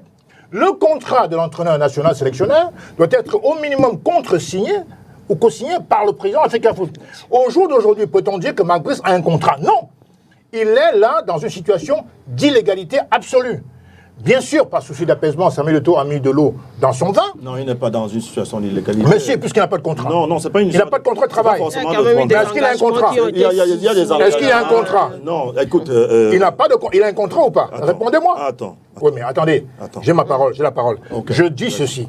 Marc Brice devrait avoir un contrat, comme tout entraîneur normal. Là, on en est pratiquement à une lettre d'engagement. Ah, voilà. Ça veut dire qu'il n'a pas de contrat avec la FECAFOOT. Mais je crois que Samuel Eto'o permet qu'il puisse travailler. Samuel Eto'o a surpassé tout cela. Il y a eu un sursaut patriotique de sa part. Il y a un sujet important qui arrive sur la suspension de Eto'o. Mais là, déjà, on voit les prémices d'un patriotisme avéré de Eto'o. Parce qu'il a pris sur lui pour accepter, pour prendre acte de la nomination, entre guillemets, de l'entraîneur. Alors même que c'est lui qui devrait nommer l'entraîneur et le coordonnateur. Ça, c'est les textes. L'article 9, l'article 17, l'article 3. Serge insiste, il y a la convention. Permet. Et il faut aussi la convention permet également ne pas négliger ce facteur-là. à disposition. L'article 9. Le mettre également à disposition. Oui, Marc Brice n'est pas fonctionnaire. La mise à disposition est un statut de fonctionnaire. Non, pas forcément. Non, si. Je dis non. Mise à disposition, je dis non. Non. Excusez-moi, Serge. Il y a les coopérants. Je finis. Il y a les coopérants à l'époque. Marc Brice n'est pas coopérant. Voilà. Ce que je veux dire, c'est que... On peut le considérer comme coopérant. Non, et pas quand du tout. on est coopérant, on peut mettre à disposition. Le Belge n'a pas à venir imposer ses lois au Cameroun, au Camerounais. Il n'a pas imposé. Ce que je dis. C'est vous qui êtes allé le chercher. Non. Qui? L'État du Cameroun, à travers le ministère. Alors, est-ce que l'État doit s'occuper de ça? Je dis à travers la convention. Non. L'État n'a pas à s'occuper de ça. Je dis à travers la convention. Non, la convention n'est pas... À travers la convention. Que je parle. On ne va pas refaire ce débat. On en a longuement parlé déjà. La convention n'est pas supérieure à la loi, encore moins à un décret réglementaire. Attention. La convention, d'ailleurs, que la FIFA a appelé à retoquer parce qu'il a invité... À revoir la convention le plus tôt possible. Tu le tombes dans ton... Non, je ne retombe pas du tout. Si, justement, la FECAFOOT... Si la FECAFOOT, je ne peux pas te permettre quand c'est comme ça. Mais tu n'es pas modérateur. Je vous en prie. Mais alors, c'est mon temps de parole. Non. C'est mon temps de parole. C'est mon temps de parole. Vous avez mon temps de parole. C'est mon temps de parole. C'est mon temps de parole. Laissez-moi parler. Serge, permettez à Célestin de terminer et puis vous allez réagir. Normalement, Lucas il y a des textes réglementaires qui régissent les rapports entre le MINSEP et la FECAFOOT. La convention, c'est tant il est qu'elle peut survenir, mais ne doit pas être supérieure à ce qui a été contenu ou écrit dans les décrets et les lois et les règlements statutaires. Ce n'est pas possible. Maintenant, pour des raisons d'urgence, j'ai parfaitement compris que Samuel Eto'o prenne acte de la présence, de la nomination de M. Marc Brice. Marc Brice, qui a un caractère tout à fait irrévérencieux, arrogant, qui prétend que la loi c'est lui, il est le patron, alors même qu'il doit avoir un contrat co-signé par son vrai employeur, qui est la FECAFOOT. C'est ça la loi, c'est ça les règlements. Le MINSEP d'ailleurs s'est rangé parce qu'aujourd'hui, regardez un peu la dernière réunion préparatoire, c'est bien la FECAFOOT comme la loi le permet, qui préside la réunion préparatoire. Vous voyez? Et alors non, je veux dire que le MINSEP piétine la loi, et on doit le dire de manière ouverte. On ne peut pas accepter le piétinement perpétuel des règlements de la FECAFOOT. On vous a compris, vous n'êtes pas d'accord sur le consensus. Il faut s'en tenir à la loi. Absolument. Lucas, qu'est-ce que vous avez justement pensé finalement de cette liste? Je dois dire que les deux patrons, que ce soit le ministère, que ce soit la fédération. Un seul patron de la FECAFOOT. Et qui est le patron de la FECAFOOT? Il n'y a pas deux. Et qui est le patron de la FECAFOOT? Bon, que ce soit les deux personnalités indépendantes. Permettez qu'on avance. C'est la loi. Permettez qu'on avance, hein, parce que là, on est pris aussi par le temps. Oui. Je voulais dire que les deux personnalités, que ce soit le ministre ou le président, avait un seul patron, c'était l'ego. Et cet ego a permis de traîner dans la boue le mot Cameroun. Mais derrière ça, il y avait quand même les résultats qui suivaient. Il ne faudrait pas qu'on refasse au débat. Tel avait raison, tel n'avait pas raison. Il faut comprendre que dans la vie, je ne vais pas vous apprendre ça, il y a ce qu'on appelle la pyramide ascendante.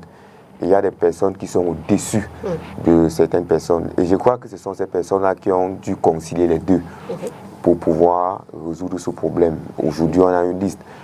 L'image qui m'a plu, c'est que quand cette affaire chauffait encore trop, il y avait les deux camps étaient assis à la tribune quand le Cameroun jouait contre, je crois que c'était une équipe ici à Yaoundé. On a vu contre le Cap-Vert, oui, merci. On a vu Aliou Mbouka et Carlos Kameni en train de causer. Alors, il n'y avait pas de problème, c'était des coéquipiers. Et j'imagine ce qu'ils se disaient, parce que ça faisait longtemps qu'ils ne sont pas vus, mais ne parlaient même pas de cette situation. Il faut aussi dire que, à un moment donné, il faut respecter notre nation. Et c'est ce que, je crois, les deux partis ont fait. Parce que il ne fallait pas dire que nous, j'ai gagné et l'autre a perdu. Parce qu'à un moment donné, au Cameroun, quand vous vouliez parler de cette affaire, vous ne pouviez pas parler. Vous êtes d'accord avec le consensus? Vous ne pouvez pas parler sans qu'on ne vous taxe d'un camp. Et je suis aussi d'accord de ce consensus. Parce que quand vous voyez certaines équipes nationales, que c'est l'équipe nationale d'Allemagne qui remporte la Coupe du Monde 2014, s'il faut aller regarder le staff, ils étaient nombreux. Parce que le problème même on vous dira que l'Allemagne n'est pas le Cameroun. Déjà que qui paye, c'est tout là, c'est l'État qui paye. C'est l'État qui va payer tout le monde. Là-bas peut-être c'est la fédération qui paye. C'est comme ça dans toutes les sélections africaines, c'est dans toutes les sélections africaines, c'est toujours l'État. C'est l'État qui paye, c'est l'État qui s'occupe. C'est l'État qui s'occupe toujours des sélectionneurs dans pratiquement toutes les sélections africaines. Donc en Allemagne, c'est la fédération qui s'occupe. Et ils amènent dans une compétition plusieurs membres du staff. Et il faudrait que, comme ça commence dans notre équipe nationale, que ça se suive aussi dans nos clubs.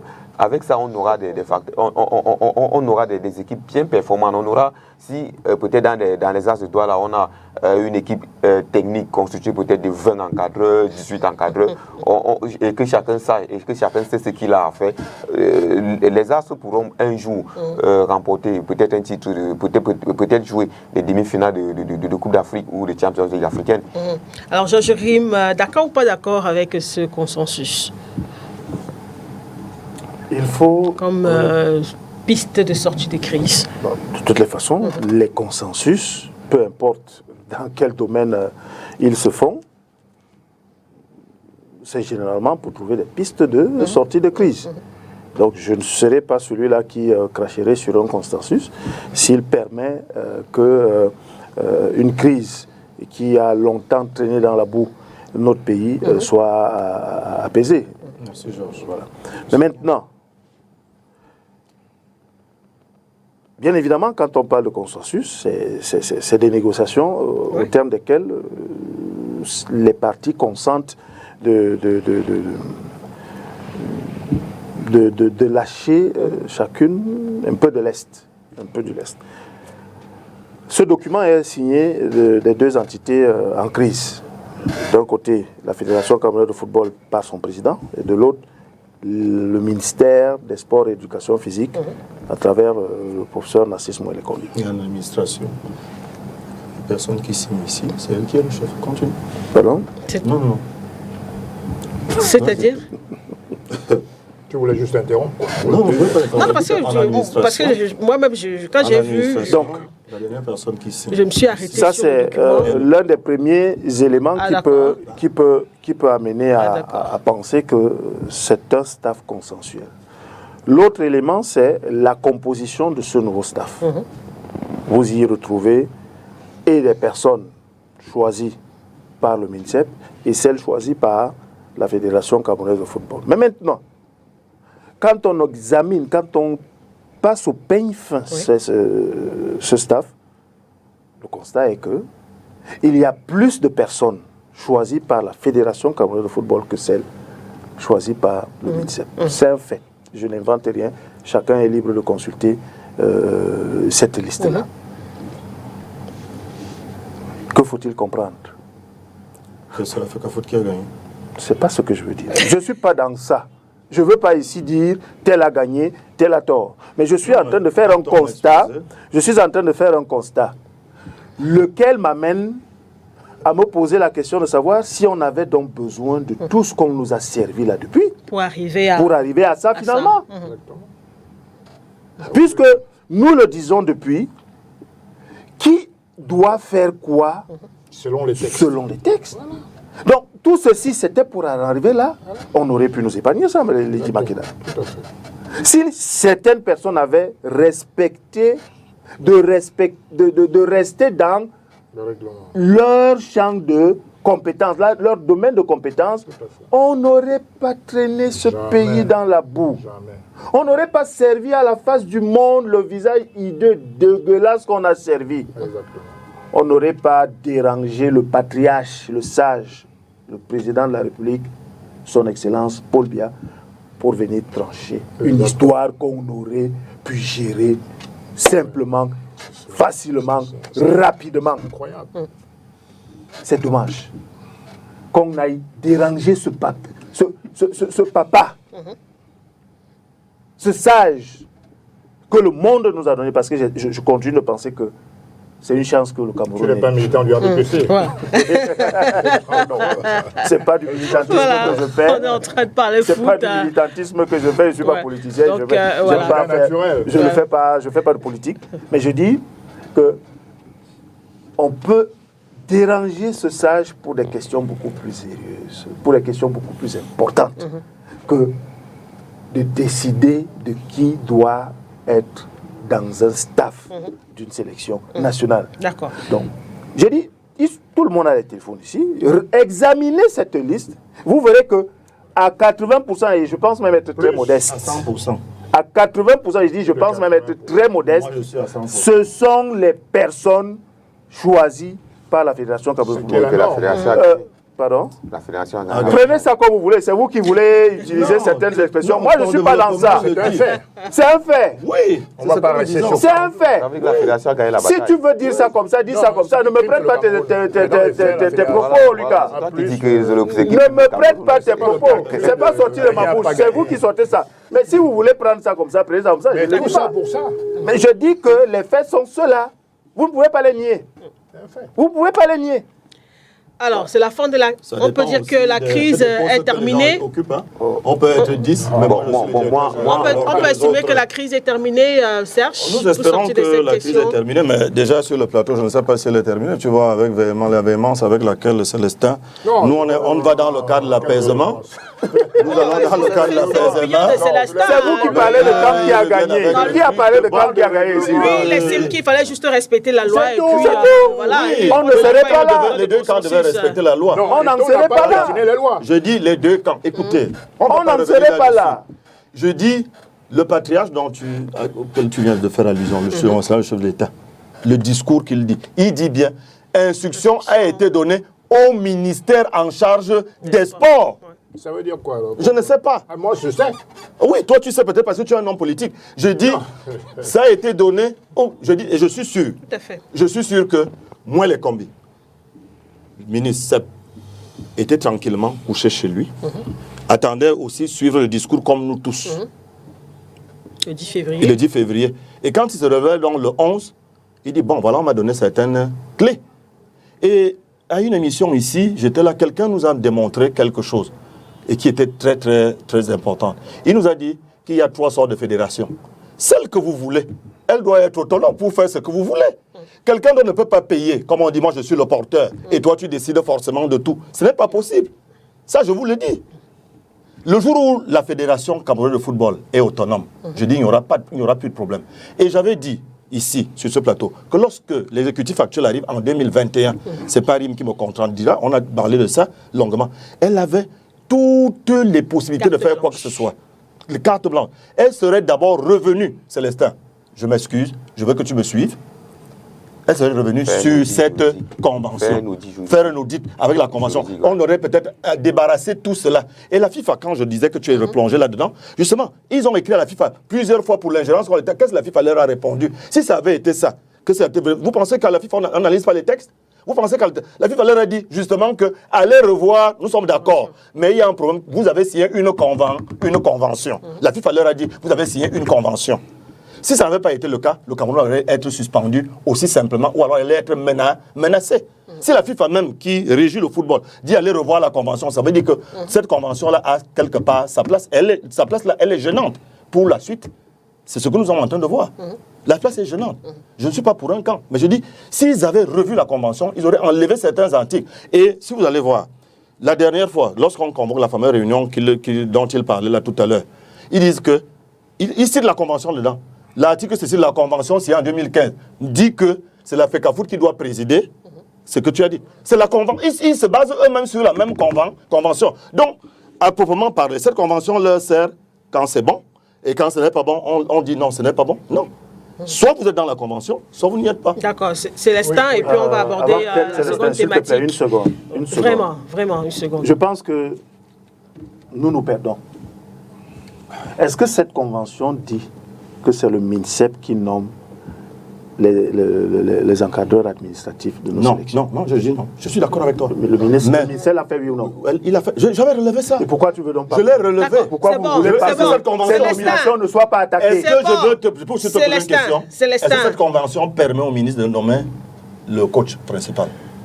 Je ne suis même pas assez. Je t'ai posé. Non, pourquoi tu me poses? Maintenant, moi je t'ai répondu. Réponds aussi. Non, je te réponds, oui. D'après la convention. Mais maintenant, quand il le fait, il le met à la disposition, tu l'as dit. De qui?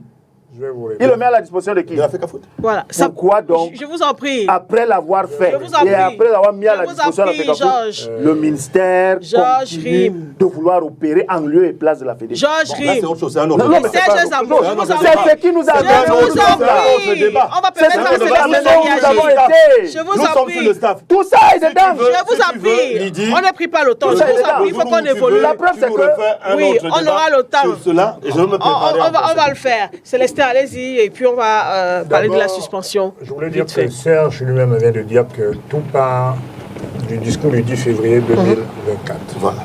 Le chef de l'État dit que l'État met beaucoup d'argent dans le sport. Il a consenti beaucoup. Il a regardé les matchs de Côte d'Ivoire comme nous.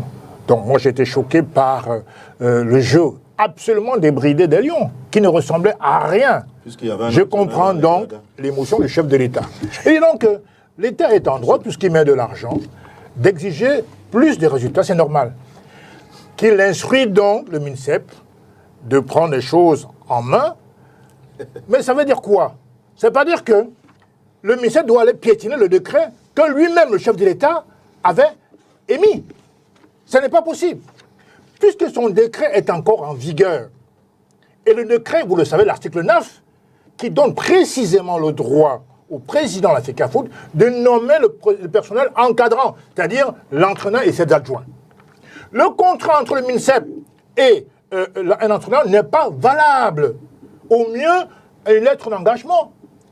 Donc, les textes ont été sauvagement piétinés parce que le MINSEP a interprété à sa manière un discours tout à fait légitime du chef de l'État. L'État, l'équipe nationale appartient à l'État. Mais la gestion de l'équipe nationale se fait sur la base d'un agrément qui a été octroyé à la Fédération camerounaise de football. Et la FECAFOOT doit être libre, sur la base des textes, de gérer, n'est-ce pas, sur le plan financier, sur le plan technique, sur le plan administratif, la FECAFOOT, le football. L'article 9, alinéa 1. C'est très clair. C'est très clair. Le MINSEP a cru que le chef de l'État lui donnait un blanc-seing de faire tout ce qu'il voulait. Le chef de l'État, tout à l'heure, Georges il m'a dit, est un patriarche, il a raison, mais il est aussi un légaliste. Il demande au MINSEP de mettre l'œil et de collaborer avec la FECAFOOT. C'est aussi simple que ça. Maintenant, sur la Convention dit que quand on choisit, par exemple, un shortlist d'entraîneurs, de coach, on la soumet pour avis au MINSEP, ce qui est tout à fait normal. Et tout l'a fait. Il a proposé Carnavaro, il a proposé Hervé Renard, il a proposé Texera, l'entraîneur nigérian. Alors, le MINSEP, d'un coup de travail, d'un revers de main, rejette la shortlist et va recruter un entraîneur de 4e zone, qui ne mérite pas, refuse ce mot. c'est votre droit. 44 000 €. Oui. Alors que l'argent était les autres. Et c'est votre droit de le refuser. Célestin. Mais je dis, non, j'ai pas fini. J'ai pas fini. Je vous en prie. Je suis en train de dire ceci. Ouais. Le label Lion Indomptable, ça porte sur le plan mondial. Et quand on fait, oui, en sport bien sûr, quand on fait un casting, les lions ne vont pas vers n'importe qui. On a C'est un label. Le C'est un label. Le Cameroun, c'est pas n'importe quelle nation de football. Donc on devrait faire un casting à la hauteur du Cameroun. On est parti ramasser du n'importe quoi, je suis désolé de le dire comme ça, une brocante, et maintenant, on est en train de subir. Et il arrive, attendez, c'est 4 matchs, hein. Dans deux pitoyables. Personne ne connaissait pas. Dans deux pitoyables matchs. Par ailleurs, je termine. On n'est pas d'accord là-dessus. Vous vous rendez compte que... On reste quand même respectueux. Vous vous rendez compte que l'article 9, alinéa 1, dispose que la liste de sélectionneurs sélectionne les joueurs. Mais la liste est publiée par la FECAFOOT. La CAF entérine. La FECAFOOT, pourquoi? Parce qu'elle doit vérifier une conformité de l'affiliation, la situation administrative et disciplinaire des joueurs. Le monsieur se met à Bruxelles, par vidéoconférence, au mépris total des Camerounais. Non. Mais c'est ce qui s'est passé. Tout le monde l'a vu. Non, il a des raisons. Non, peu importe. Il n'y a pas de a piétiné la loi. Il piétine l'article 9. Il piétine la loi. Je dis ceci. Terminé. Marc Brice, l'article 9, alinéa 1. Il dit quoi? Il dit ceci. La liste est faite, la liste des joueurs, la sélection des joueurs est faite par le coach. L'entraîneur sélectionneur, c'est normal. Maintenant, la liste, permettez, aux joueurs qu'il n'a pas appelés. Vous voulez qu'il laisse faire? Permettez. Cette liste-là c'est lui le patron. est publiée. Publication. Dites-le, vous le dites, vous dites maintenant. Par la FECAFOOT. À qui est-ce qu'on a envoyé les convocations? L'entraîneur l'a publié en direct de la télévision. D'accord. On vous a compris. Un joueur qui joue. Non, il n'a pas le droit de faire. Est-ce que vous connaissez l'article 9? J'espère qu'on a le temps. On doit aborder le second thème de ce débat en rapport avec la suspension de Samuel Eto'o pour 6 mois par la Fédération internationale de football association. Une suspension, les motifs, comportement offensant en violation des principes du fair play et l'incorrection des joueurs et officiels. C'est une décision qui a été rendue publique lundi par la FIFA, ce même lundi où le président de la FECAFOOT était en train de présider la première réunion de la commission préparatoire du match Cameroun-Kenya. J'espère qu'on aura le temps de proposer le reportage. Georges, quelle est la lecture que vous avez faite justement de cette décision de la FIFA? Si vous m'avez suivi ailleurs, j'ai dit... Je vous suis ici. J'ai dit, si il est effectivement avéré que le président de la Fédération camerounaise de football a enfreint les articles 13 et 14 du code disciplinaire de la FIFA, effectivement que la sanction s'applique. Et donc, mérité. Mais de ce que je sais, c'est que il s'est simplement indigné depuis les tribunes, depuis la tribune où il était assis, de certains manquements de cet arbitre. Et que le match terminé, c'est lui qui vient calmer les joueuses. C'est lui qui vient calmer les joueuses et les empêche ainsi d'aller plus loin dans leur colère. Autrement dit, il s'érige en protecteur du corps arbitral. Mais bon, il a été sanctionné. Mais j'ai également dit qu'il faut à un moment donné que les instances fêtières du football, notamment la FIFA, cessent de se moquer du monde. Il n'y a pas que les Africains qui sont victimes de cela. Surtout les Africains. Oui, surtout, mais il n'y a pas que les Africains. Je le dis pourquoi? Parce que le dernier Euro, championnat d'Euro des Nations, qui s'est tenu en Allemagne, le quart de finale Allemagne-Espagne, on est aux prolongations, les deux équipes sont en égalité, un but partout. Il y a une faute de main d'un défenseur espagnol, Cucurella, pour ne pas le citer, ignoré et de l'arbitre et même de ceux qui sont dans la VAR. L'Allemagne finit par perdre le match, parce qu'entre-temps, l'Espagne inscrit un second but. est éliminé de son tournoi, de sa compétition. C'est 3 mois après. 3 mois. Ouais. Que l'UEFA vient vous dire que l'Allemagne aurait dû bénéficier d'un penalty. De qui se moque-t-on? Ils viennent quand même dire. De qui se moque-t-on? Et pourtant aujourd'hui, la technologie est si avancée qu'on a introduit certains éléments de cette technologie pour justifier, pour justement limiter, pour ne pas dire pour mettre un terme à ces injustices. La goal line technologie et bien évidemment la vidéo par vidéo assistance, la VAR. En 1998, Coupe du Monde en France, nous sommes dans la même poule que l'Italie, l'Autriche et le Chili. Nous disputons le match comptant pour la 3e journée des matchs de poule contre le Chili, match important pour la qualification au second tour. 8e. De l'autre côté, l'Autriche dispute également un match décisif contre l'Italie, déjà qualifié l'Italie, pour la session au second tour. Qui dirige le match Cameroun-Chili? Un certain Wagner, autrichien, hongrois, je crois. Enfin, le nom ne me revient pas, mais il était de nationalité hongroise. Cet arbitre Cameroun-Chili. Allez vous renseigner. On va me dire que la FIFA, avec toutes les imminences qu'on a de ce côté, ignorait qu'à un moment donné de l'histoire de ce monde, l'Autriche et la Hongrie ne formaient qu'une seule entité territoriale, l'Empire austro-hongrois. L'attentat de Sarajevo. On va me dire que là-bas, si moi, petit Ribo Cameroun, on m'a enseigné ça à l'histoire ici, là-bas, ils ne savent pas ça. Les temps ont changé. Là-bas, ils ne savent pas ça. Qu'on choisisse un arbitre hongrois pour diriger un match capital. 49. Un match capital pour le Cameroun. Dans la course à la qualification avec l'Autriche. Comme pour dire quoi? Comme pour dire que, oui, il y a les règles qu'il faut respecter. Oui. Notamment les articles 13 et 14 que j'ai cités. Mais à un moment donné, on ne peut pas te faire du mal de manière intentionnelle et on te demande de te taire. C'est pas souffre et tais-toi. Il faut dénoncer à un moment donné ces choses pour espérer qu'à l'avenir, qu'on n'en soit plus victime. C'est la FIFA qui lutte contre les discriminations. C'est inscrit dans ces textes. Ça, c'est clair.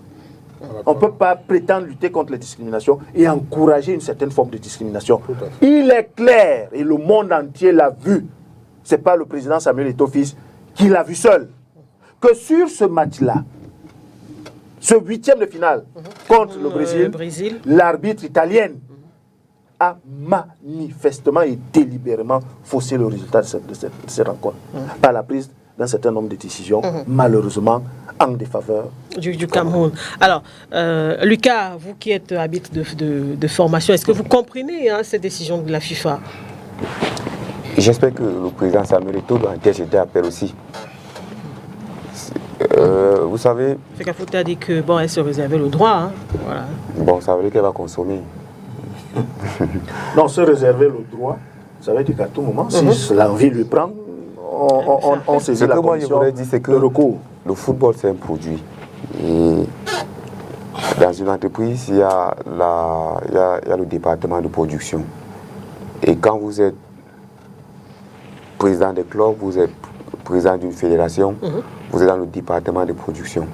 Vous êtes peut-être partenaire à l'entreprise qui met le produit sur le marché. Et un partenaire ne saurait saboter le produit. Dans un match, il y a 3 résultats. Il y a soit une victoire, une défaite ou un match nul. Jamais, je dis bien jamais, un président de fédération, un président de club ou un président ou un joueur ne saurait venir à l'antenne pour dire que tel arbitre m'a aidé. Déjà que toutes les équipes bénéficient des faveurs des arbitres. Toutes les équipes. Et toutes les équipes aussi ont été victimes de la mauvaise performance d'un arbitre. C'est dans le football. Mais il faut seulement supporter.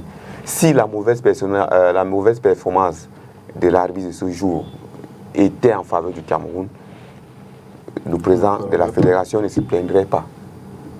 Et il y a, en communication, on disait toujours que quand vous êtes sous émotion, il ne faut pas parler. Peut-être si vous êtes très content, il ne faut pas parler. Si vous êtes trop fâché, il ne faut pas parler. Et ceci, je vais ramener cela au contexte camerounais. Vous irez dans des stades de championnat de notre football et à la fin des matchs, un entraîneur vous dira « je ne parle jamais de l'arbitrage, mais ce que l'arbitre a fait, ça, moi je ne m'a pas plu, voilà. » Et derrière, il ne sera pas sanctionné. Je me dis que peut-être c'est dans cette logique que le président de la fédération, étant habitué à la camerounaiserie, s'est aussi emporté et a oublié qu'il était dans un environnement où... Il ne s'est pas emporté. Puisque là, ce sont des émotions qui l'ont emporté. C'est différent. Et ce n'est pas propre au Cameroun, s'il te plaît. Même sous d'autres dossiers, on entend des entraîneurs. On entend des entraîneurs. Récemment, Benatia. On parle de quoi? Mehdi Benatia, de l'Olympique de Marseille. Non, c'est vous qui disais tout à l'heure que tu peux tolérer pas n'importe quoi. C'est toi qui disais tout à l'heure que tu ne peux pas laisser parler Célestin parce que selon toi, il disait n'importe quoi. Terminez aussi. Et je lui rappelle que, parce qu'il dit des Camerounaiseries. Mehdi Benatia n'est pas Camerounais, il est à l'Olympique de Marseille. Terminé en rapport avec cette actualité. Ce qu'il a dit après le match contre Lyon. Allez-y. Je voudrais dire, c'est que enlève que ce soit des spécificités camerounaises. Ça arrive partout. En dehors de Mehdi Benatia, je peux t'en citer comme ça. Oui, moi, je peux citer. Donc, ce n'est pas des spécificités camerounaises. Ce que moi, je veux dire, c'est que quand il parlait des spécificités camerounaises, ce n'est pas des spécificités camerounaises. Il m'a pas laissé. Oui, allez-y, terminez. Georges, il le dit, ce qu'il dit n'est pas vrai. Ça, c'est votre avis. C'est une vérité, puisque j'ai rapporté des éléments de ce que ce qu'il dit n'est pas vrai. Il ne m'a pas laissé aller au bout de ma parole. Allez-y rapidement. Ce que moi, je voudrais dire, c'est que vous le ferez au Cameroun, on va vous sanctionner, on créera au scandale. Ailleurs, quand ça se passe, peut-être en France ou en Angleterre, en Espagne, quand vous critiquez peut-être la façon dont est organisé le championnat, vous êtes sanctionné. Mourinho a plusieurs fois écopé. Les joueurs ont plusieurs fois écopé. Et regardez même la qualité, même la communication de nos championnats. Tendez le micro à un joueur à la fin du match. Il vous dira que si on a perdu le match, c'est parce que notre coéquipier n'a pas fait la passe. Ça arrive. Didier Drogba, Chelsea, Barcelone avait dit fucking disgrace. On l'a sanctionné. Fuck, il avait dit non. On l'a sanctionné. Je vous en prie, Georges. C'est pour dire que dans les environnements où c'est bien organisé. Non, pas le cas du Cameroun. Oui, dans des organisations. Donc, si on comprend la décision de la FIFA, vous trouvez qu'elle est normale? Oui, mais il faut interjeter appel. C'est normal de sanctionner quand vous sortez du contexte. Parce que c'est un produit et la FIFA s'en tient à son produit et veut protéger son produit. D'accord. Serge. Oui, rapidement. Moi qu'est-ce que je veux dire? Je me souviens, nous étions juste à côté au Nigeria. Le Cameroun va gagner, je crois, la 2e ou la 3e Coupe d'Afrique des Nations. On est au tir au but. Et puis, Pegba s'en va, il tire. Le ballon ricoche sur la transversale, il traverse quand même la ligne. C'est vrai, on n'a pas de VAR, n'est-ce pas? Ça traverse, l'arbitre dit que c'est pas bon. Je suis sûr que Célestin rime. Nous dansons dans les chaumières. La coupe revient au Cameroun. Il n'y a pas eu de problème en ce moment-là et tout. Donc, ce que je vais... Comment tu sais que la balle est rentrée? On l'a revu. On l'a revu où? On l'a revu. Il n'y a pas de VAR. Ce n'est pas une histoire de VAR. On l'a revu en vidéo. On a vu. L'arbitre n'a pas accepté. On a revu le ralenti. Jusqu'aujourd'hui, on a revu le ralenti. Il y a le ralenti. C'est pas différent. Non, c'est différent. Non, c'est pas différent. L'arbitre n'a pas accès à ce ralenti. Je dis, c'est pour dire que... Sur le moment. Quand tu as parlé de 98, on n'avait pas de VAR. En 98, lorsqu'on refuse les buts de Mambi, je ne me suis pas attardé sur le but. J'ai parlé de la désignation de l'arbitre. De l'histoire. La désignation de l'arbitre. Oui, mais la désignation de l'arbitre a fait que... Tu sors de mon contexte. Je ne sors pas de ton contexte. Je parle de la désignation de l'arbitre. Ton contexte rime voudrait dire que le Cameroun marque par 2 fois et on ne valide pas. À partir de l'avis de ton contexte. Je finis ton propos. Oui, je vais le finir. Et c'est dans ce cadre. Bon, alors, je dis en 66, lorsque l'Angleterre est championne du monde, vous voyez un peu, il y a un truc qui jusqu'aujourd'hui, nous revoyons ça sur tous les ans, on ne sait pas but ou pas but. Vous voyez un peu, je dis en 66. Donc, c'est des choses qui arrivent. Et comme il a dit tout à l'heure, je pense, à mon humble avis, le président actuel de l'Africa Foot, c'est quelqu'un dimanche au niveau du football. Il en a vu des pires, des murs et des pas mûrs. Ça, c'est clair. Donc je pense que, à mon humble avis, il n'a pas, si c'est avéré, lui peut-être il était en Colombie, il a vu ce qui s'est passé, il a vu comment, moi je n'ai pas vu la vidéo où il protégeait les joueurs, moi je ne l'ai pas vu. J'ai vu le match et j'ai vu tout le match. Tu l'as entendu? Non, non plus. Pourquoi on l'a suspendu? Non plus, je dis que je n'ai pas vu, mais c'est toi. Ça? Je n'ai pas dit que je soutiens. Je n'ai jamais dit que je soutenais. Je dis que lui qui a vu des choses de ce genre, vous voyez un peu, devrait quand même un peu plus comment on peut dire, se retenir. Vous voyez un peu. C'est qui est sûr. Là, il serait écarté quand même des matchs de Lyon pendant 6 mois. C'est qui est sûr, Lydie. Vous voyez, ceux qui ont suspendu ne l'ont pas aussi fait comme ça. Eto'o ne dormait pas chez lui et on l'a suspendu. Il y a quand même aussi il n'y a jamais de fumée sans feu, quel que soit l'État.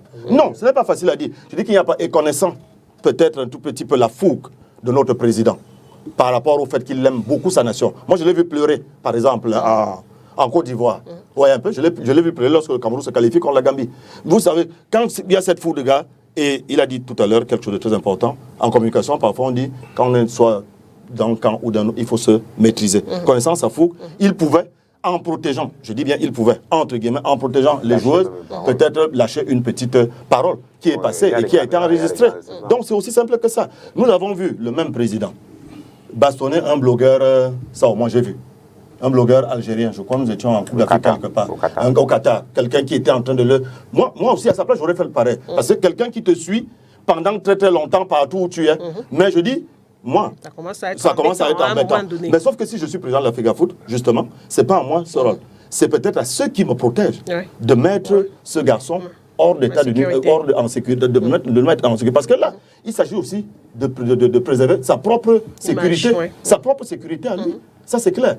Tu peux être plus fort que quelqu'un, mais quelqu'un te fait quelque chose. Et c'est nous qui allons perdre. Donc, de ce genre de fait qu'il a fait là-bas, on peut se dire que, justement, il est aussi possible qu'il ait dit peut-être une mauvaise parole. Voilà, il a violé les articles 13 et 14. Et il ne sera pas à côté des Lions, des matchs de Lyon pendant 6 mois. Avant de donner la parole à Célestin. Il est déjà modérateur ici. On a en fin d'émission. Allez-y rapidement. Jamel Belmadi. Algérie-Cameroun, à Blida. Oui. Que n'a-t-il pas dit de l'arbitrage? Et même des jours après ce match, quand il croise l'arbitre Gassama dans un aéroport algérien, que n'a-t-il pas dit de ce dernier? Il y a eu échauffourée. A-t-il été sanctionné? Point d'interrogation. Pour terminer? Oui, pour terminer, j'ai eu moins de temps de parole que les autres. Alors, c'est pour rappeler que Samuel Eto'o est un être humain comme les autres. Voilà. L'indignation n'est pas synonyme d'agitation ni d'emportement. Il ne s'est jamais emporté. Et d'ailleurs, la FIFA ne communique pas sur les motifs. On ne sait pas de quoi il parle, article 13, 14, je veux bien, mais il parle de quoi? Où sont les images? Où sont les images? Il s'est emporté à quel moment? La FIFA, non? Et même si le faisait, on a vu Macron s'emporter, bon, évidemment, c'est un homme politique, dans la finale Argentine-France en 2022 au Qatar. Hein? C'est humain de s'emporter. La colère n'est pas de l'agitation. En 82, Coupe du Monde en Espagne. Effectivement, j'ai vu. En Espagne. Roger Mila, dernier match de poule, exactement comme en 98. Milan marque un but contre le Pérou. Non, contre le Pérou. Contre le Pérou. Le but qui nous aurait qualifié pour le second tour. On nous fait barrage. Et puis 98, tu l'as dit. Même 82, etc. Il y a un Tchèque. Juste l'eau. Un Tchèque, justement. Effectivement. Qui sort de là parce qu'il estime que le point n'aurait pas je crois que il arrête toute une rencontre. Effectivement, à Blida en 2021, il arrête tout un match. On a vu Jamel Belmadi traiter les Africains noirs de tous les noms. Et dire même que Eto'o a corrompu M. Gassama. Il n'a jamais été sanctionné. On a vu les Algériens aller à Genève avec des pancartes, tout le monde l'a vu. Ils n'ont jamais été sanctionnés. C'est une décision. Ils n'ont jamais été sanctionnés. Eto'o est un libérateur panafricaniste. Je crois qu'il faut le soutenir au-delà du football. Il faut que les Blancs arrêtent de mépriser l'homme noir. Partout où on passe, il faut mettre des barrages. Merci Georges, merci Serge et Lucas d'être venus débattre avec nous. Merci à toute l'équipe technique réunie autour d'Adolis Yamen. Merci à vous, mesdames, messieurs. À la semaine prochaine. Au revoir. Non, en fait, au départ, nous, on a pensé que c'était à raison